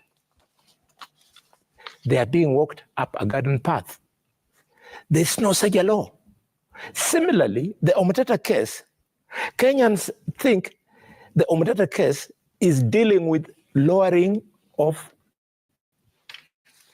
some of the tax measures that were okayed by Parliament. No, the Omtata case is just asking the courts to make a determination whether it was right for those tax measures to become law without the participation of the Senate. Okay. So leaders like you, if you are not giving facts to the members of the public, it's just a matter of time before it catches you. It was Professor Ada Obel, my professor of medicine, who taught me that never worry when you are following facts. The facts of life always catch up with you. Finally. And my brother Osoti, I invite you to Nyeri in the next round of Mandamanos. If the people of Nyeri will do what they did yesterday, then they should be used to teach the people of the other regions that were violent on how it is done, because they were demonstrating against the prices. They were using rope, they were skipping, they were playing soccer, and what have you. They were not destroying property. Gentlemen, we're running out of time here, but Kagusha, when I come back, now I want to take a bit of feedback. Then when I come back now about solutions, how does this all end? We've tried bipartisan talks, it has failed. What next? But let's see what the Kenyans are saying, because they're the people who present quite a lot of them as just to close this round. What I want to say, I've not spoken. Let me say this. Let me say this. I want to say, number one, I am one person who does not advocate for arrests, by the way. Mumeanza woga. And you are starting to run away from your own position. For me, arrest us. I'm very consistent, and there's a reason. These ODM politicians, most of the times what they want is a drama. Always talk about ODM. Is a drama. And that drama, they want to get it from those kind of arrests and of course from those violent demonstrations. And arresting these politicians is playing into their own narrative, into their own hands. So I would advise government, please don't arrest the ODM politicians. Instead, let us still persuade Kenyans, because I believe there's a cost to persuade Kenyans. And I keep asking Kenyans, please, I know there are challenges, and I've said that for sure, there are challenges. But don't mix your challenges with the bitterness of Azimio that lost their election. We are listening to Kenyans, and I would want to say this. My brother Sifuna here has said that I voted yes for finance bill, and yes, I did, and with reasons. And of course, why we are voting in, or we were voting for finance bill, and of course the ODM guys ran away. I'm told they went out of the country. I was getting very surprised when I was not seeing them in the parliament. Actually, they how went can you out of miss the country. to see 80 people? Now, you see, the finance bill that we are voting for, and I want Kenyans to really understand, we are not voting for the finance bill to fleece Kenyans. We are voting for finance bill to help Kenya to get out of the hole where it has been. Amen. Sifuna has said that there was a problem with senators who refused to vote for more money to the counties. But the question also is, and this is where the hypocrisy is, you're voting for more and more money to the county governments, which is okay, which I would also want to support, but where is that money coming from? Where is that money coming from? We'll show you. You see, the Handshake Brothers ensured that they had borrowed so much so that the money we are collecting today, we are using it to pay the debts. Now, for me as Kagushia, why did I vote for finance bill? It's because the people of Mukurweini are waiting for the Shamara Dangade Gakonya Road. They are waiting for Did they agree with you? They are waiting for Gakonya Road. They are waiting for Kiranero, Karundu, Guyoinde Road. They are waiting for 2 roads in Gakendo. Can you confidently say that they agreed with your They are position waiting for those roads. And that is why I'm telling them, let us see and get ways of collecting more money instead of course, borrowing just too much. We reduce the borrowing and we collect more money so that we are able to do these roads. Because otherwise, if we don't collect, how are we then going to deliver to the people? And I can tell you, our brothers here had hoped and wished, because they left the coffers empty, we would survive beyond the 3rd month. Now we are surviving. We are almost 1 year. And of course, things are a bit difficult. But I have said here again, it is darkest before dawn. Kenyans, listen to Kenya Kwanza government. Listen to us. Let the economy be made. William Samoei Ruto is committed to ensuring that the economy of this country is revived. You can see the way he's working tirelessly. Yesterday, he signed a very important deal with Iran on export of tea. Especially what we call the Orthodox tea, which is going to be a very good deal for us as a country. I want to ask Kenyans, please, even though things are difficult, wait, the government is doing whatever it is possible to ensure that things get back to track. Do not get mixed with the bile and the bitterness of ODM. Why? You will end up putting your life on the harm's way. And when you are out there, you don't know which bullet will hit you. You don't know whether it's a policeman's bullet, or you don't know whether it's a goon hired by the ODM that will hit you. And because it's not clear, please don't get into their demonstrations. If it is necessary to protest, which is okay, do it the Nyeri way, do it maybe the Siaya way. Ensure that you are you're not getting into the violence that you have seen. Agreed. And of course, when we are talking of the issue of the finance bill again, remember, we have doubled the amount of money that is released to the students for higher education loan board. And what we are asking is, if you don't collect this money, how then are you going to support students who are in the universities with the higher education loan board? We are increasing the money for JSS. How are you going to support? Agree. You don't have the money. What you do? The finance. I want us to stop this. The last comment. The finance bill, Kenyans, is not to fleece Kenyans. Is not to make your life unbearable. And by the way, most of Kenyans, what I have heard them say, they are okay with collection of money. If the money is going to be used, I have heard Kenyans say they will give taxes if the taxes are used properly. And the opposition need to come at that point now to ensure that they are oversighting government on use of the money properly. But not to cut the government from that's done. Sifuna. First of all, I want to give him some breaking news here that they have arrested the member of parliament from Ovoko. So just don't shout. I can even decide to donate my time to you because you have what we call warped logic. What you are trying to explain, it doesn't make any sense. And Kagusha, I wish you were sweating like this on the floor of the house to defend the positions you took. For instance, to explain to Kenyans why you think the people of Mukurweini deserve to pay housing levy, to pay extra on fuel. The people of Mukurweini expect those roads. Just a minute. The people of Mukurweini expect those roads because they already were paying taxes. What they are protesting is extra taxation at a time when they are finding it difficult to survive. You're saying you're surviving, but the people of Mukurweini are not surviving. They're barely hanging on. If you had listened to those people, in fact, today, if you run a poll in Mukurweini, ask them if they want to eat or they want to see that road you're talking about and bring us the results. Number two, Trevor, we have public record here. When we spoke about the additional resources to the counties, we know where that money was coming from, because in that same bill, the additional money that was going to central government, by the way, for roles that actually devolved, was 360 billion shillings, additional from the money that they received last year of almost 2 trillion shillings. What we were asking for is less than 10% of that 360. We are asking only for an additional 22 billion shillings from the share that was going to the national government. In this particular finance bill, the National Assembly added the counties only 15 billion shillings, at the same time adding the national government 360 billion shillings. We in Azimio thought that that was unjustifiable, and that is why we were hoping that Khalwale would have the balls to vote for money for people of Kakamega. But he doesn't have them. Number three, the case that is in court, Trevor, by Senator Omtata, is actually challenging the legality of a law. And if the court finds that the law is illegal or unconstitutional, the entire bill will collapse, Khalwale. That is how this thing works. Number three, there is a saying, a Latin saying, when they teach you law. I am sure one of your children should be a lawyer. I suspect that one of them must have found themselves into the legal profession.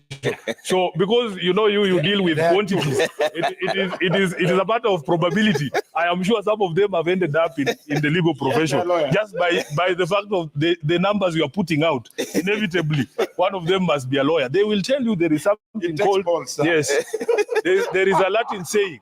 There is a Latin saying, Khalwale, that crimen Nalam crimen sin lieg. It means there can be no crime if there is no law.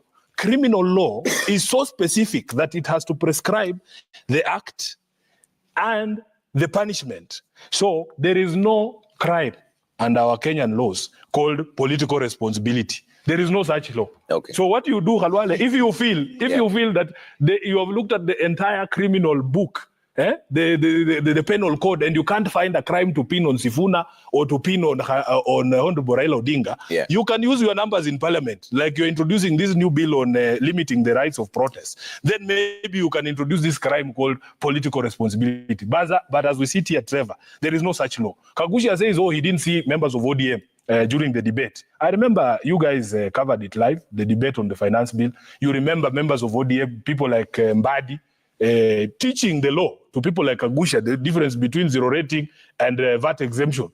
It was people from ODM like Nasama Tandi explaining to them the impact of this law. I didn't see Kagusha. In fact, I want to see a clip of Kagusha just to demonstrate that, first of all, he understands what the people of Mukurweini want, and number two, he understands the sort of punishment that he has imposed on his own people. This is a shame that we live with Kagusha. You cannot run away from it. Finally, Trevor, we want to say this, that we are not unreasonable people. Sometimes people look at you and they think that this Sifuna is crazy. We are not crazy. It depends on the approach that you come with us. Those demonstrators who are skipping rope in Nyeri, what would be their reaction if, while they are skipping rope, not bothering anybody, somebody comes and just drops a canister of tear gas in the middle there? If, for instance, I say that on Monday, when we go to Kamkunji on Monday, we are only going to skip rope, will these people allow us to skip rope at Kamkunji? That is the question. What is this one ingredient that was missing in Siaya, that was missing in Meru, that was missing in Nyeri? What is that ingredient? It is the absence of police action. And that's what we are saying. All you need to do, Trevor, we have spoken about this thing so many times. I am even tired of explaining it. All you need to do, allow 1 day of zero police interference in peaceful protest and see a different result here in Nairobi. We have done it before. Okay. When we came to swear in Raila Odinga, when he ran away, him and Musalia were cowering somewhere, maybe in one of their homes. He has told us he doesn't have houses, he has homes. So I don't know which one they chose to hide under. Boss, we finished that swearing in. People left and went home. Not a single stone was thrown. Not a single business was destroyed, and people went home because we understand that right. Okay. When you say you should not be armed, nobody comes from home with stones. Nobody comes from home with stones and says, oh, now I'm armed, I'm going to destroy a house. I am going to throw stones at the police. We come to the streets like this. You have seen us, Trevor. You have been there. I walk into the streets of Nairobi like this from the front. I have been tear gas just walking on the road with members of parliament. There is a day we walked from the National Assembly side to the office of the Deputy President. We wanted to say hi to him and give him a petition containing the issues of the people, because that is what the law allows. I was tear gas there, and these things are known. They are there. What crime had I committed? I was armed with a people's petition. So what we are saying is this. We are tired of being mischaracterized, and we're no longer going to defend ourselves. You can call us all these names because you have called us all these names for years. ODM is violent, also and so. And we have seen even confessions from people from within their ranks. Like one time when Mike Sonko confessed that these are the things they used to do to paint ODM as a violent party. They would hire old cars and go and burn them on Gong Road. Then they say, oh, destruction of property. We will protect life and limb. And we have said these people, they just talk because they know they'll stand behind the police. These people like in a Gachagua, I really want to meet this Gachagua man, just him and me. We see this bravado that he has. Where does he get it from? Where does he get it from? We leave all our police protectors behind and just have a conversation with him. I would really enjoy that, because they do that knowing full well that they will have people shooting at us in front. What we want to do, Trevor, we are not unreasonable people. When the Ruto called for talks, we assembled a team, we came to the table, we tried to talk to these gentlemen. They didn't know what they were doing. They were confused all of the time. They couldn't even make simple decisions like which color of tea we are going to drink today. They have to call the president every 10 minutes. Oh, Sifuna is saying this, what should we do? They don't have any wherewithal to handle the sort of negotiations that we wanted to have. So if indeed the president listens to his people, don't listen to Sifuna. We have said that. Don't listen to Raila. Listen to the people of Mukurweini. They are telling you they are hungry. Please scrap this finance. And this will be the end of the matter. Gentlemen, thank you so much. We have to leave it there. We've run out of time. Thank you very much. We don't even have time for feedback because you all took the time on that. And thank you, gentlemen, for making time this morning. We'll do this again next week. And we are trying to balance all the time. Have a good morning. All right? Bye.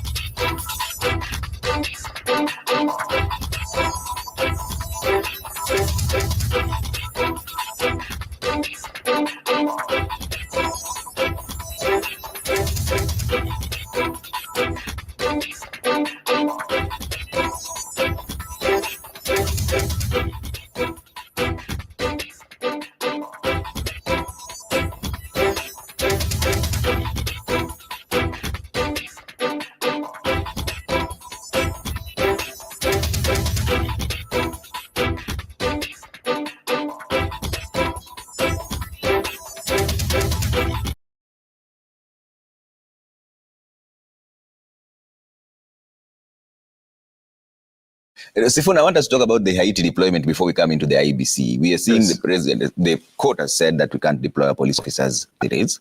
The president speaking in Italy yesterday said that he only needs a direct communication from the Haiti government.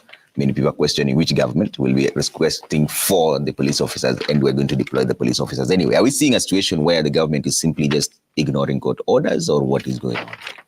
Yeah, first let me say that the president is not infallible.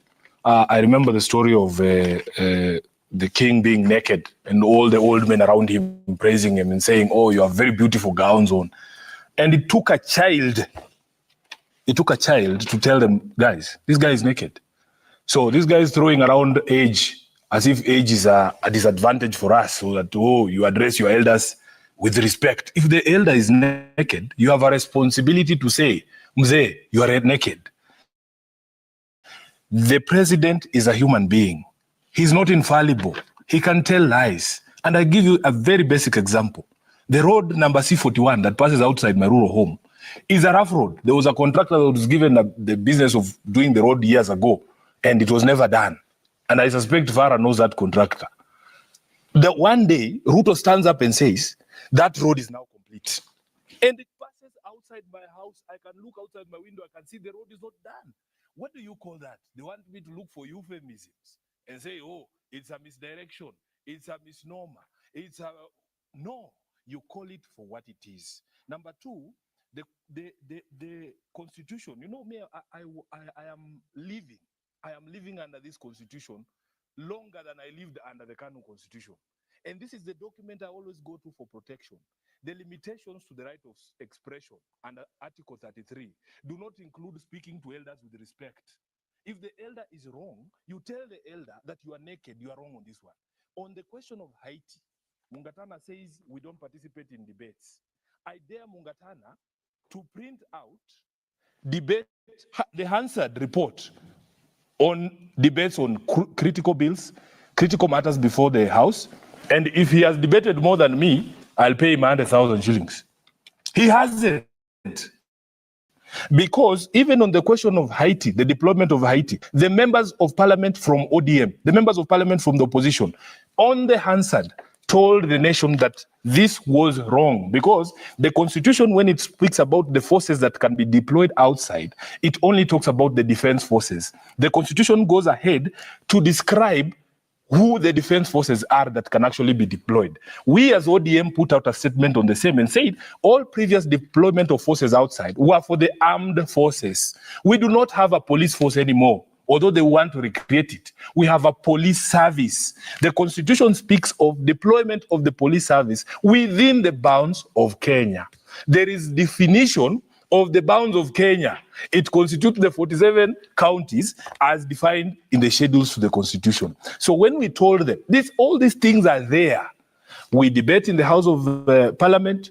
Mungatana and his crew are waiting for put the question. They are there. In fact, he says we ran away from debate, but the ones, by 3 o'clock they are out. By 3 o'clock they are out. Trevor, you see the beauty with Parliament. The beauty with Parliament is that our proceedings are broadcast live. Yeah. You have the Hansard for further corroboration if you need.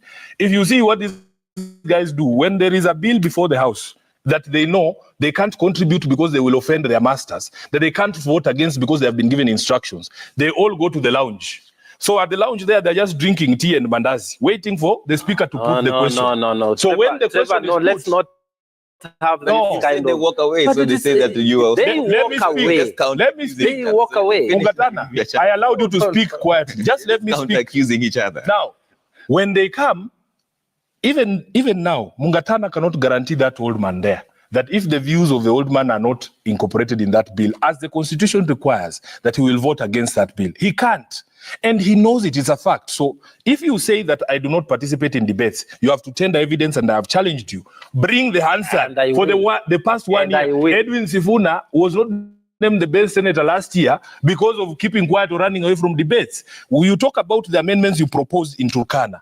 I had more amendments proposed in Turkana than you did. And it was not even the social protection bill. It was the community health promoters bill. Yes, and it was the first time. And the majority leader, Aaron Cheriot, it was the first time we agreed with him that let people bring amendments and let these amendments be debated and voted on depending on how the people, the senators view it. When we came to a more critical one that is actually before the courts right now, the one on social health insurance fund, they rejected all amendments. For instance, I brought an amendment. All these things are there. There is evidence. I brought an amendment to that bill to protect the people who are currently working for the NHIF, to make it automatic that once you transition to the new regime, people will not lose jobs. And I had a reason, because we are being told on a daily basis that if you're not a shareholder in this government, you have no stake. So they want essentially to throw out the people who are there to bring in shareholders. It is a key concern. Ask Mungatana what he voted, how he voted on that amendment. He voted no because of instructions from the State House. I stayed until the amendments were done.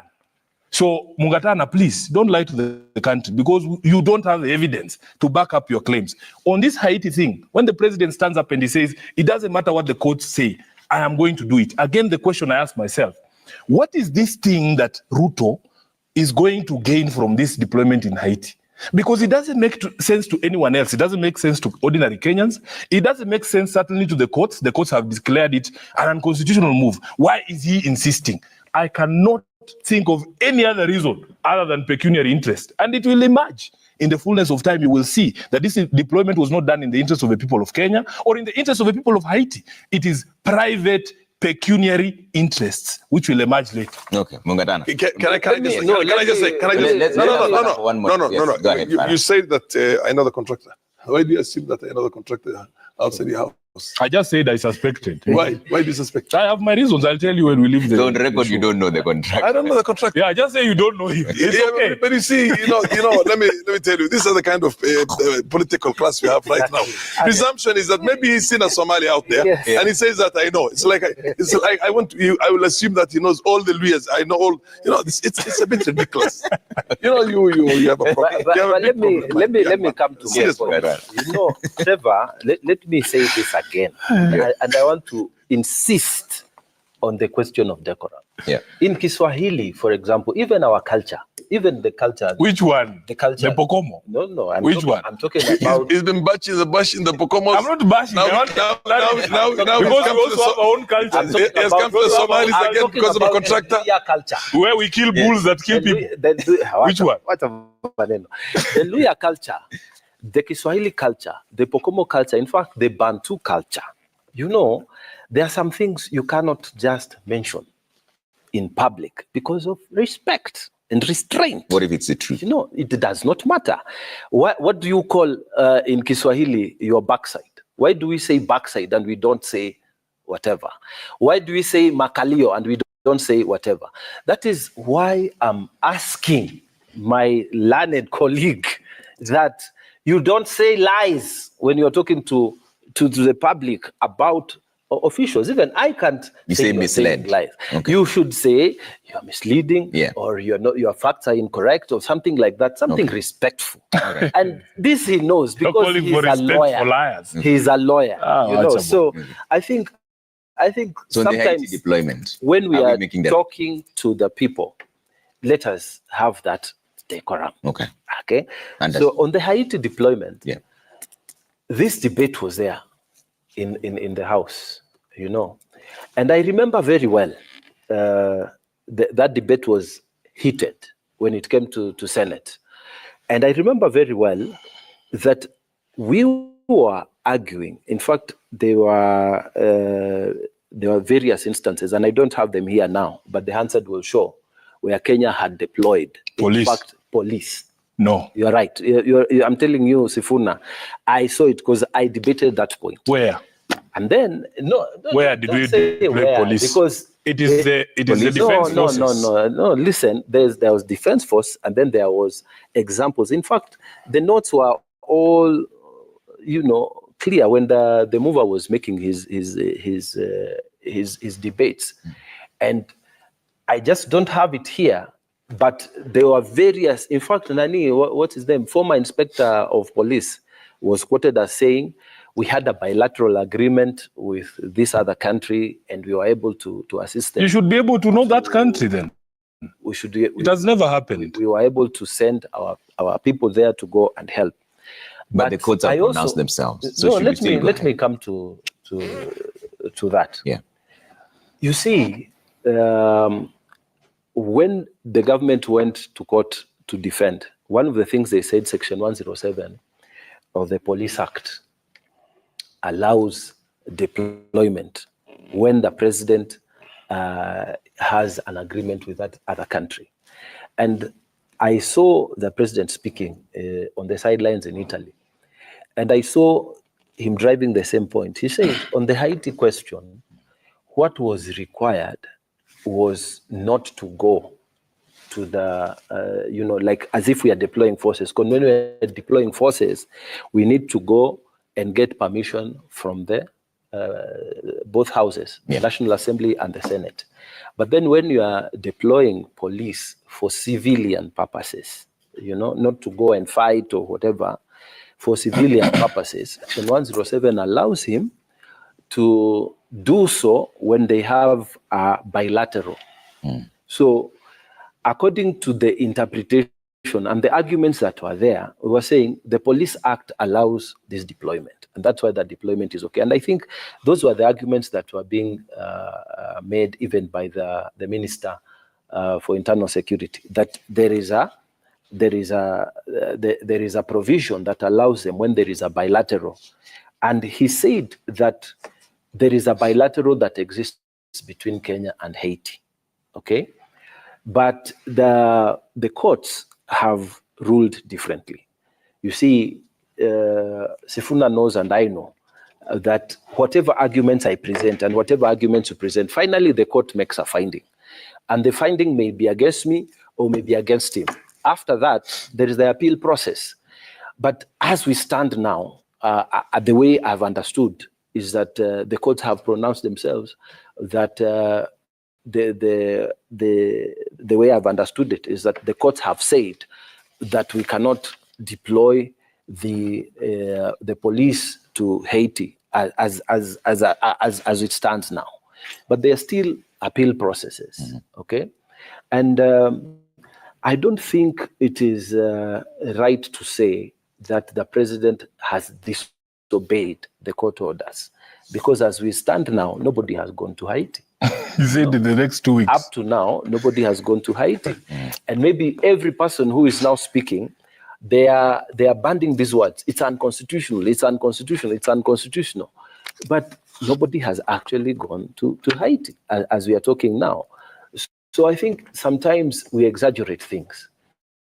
We exaggerate things, and it's unfortunate because it is the way that our people in the opposition are painting this country consistently in the negative. You know, like now, if you go to the economics of this country, you will never hear them say that in December, you know, there was overbooking in the coast, you know, showing that people have disposable income. They will never tell you that we had cruise tourism coming over 3,000 in one go. They will never tell you that inflation in the last quarter, November was 6.9%, December was 6.6%. You are watching Sound Candy Talk live.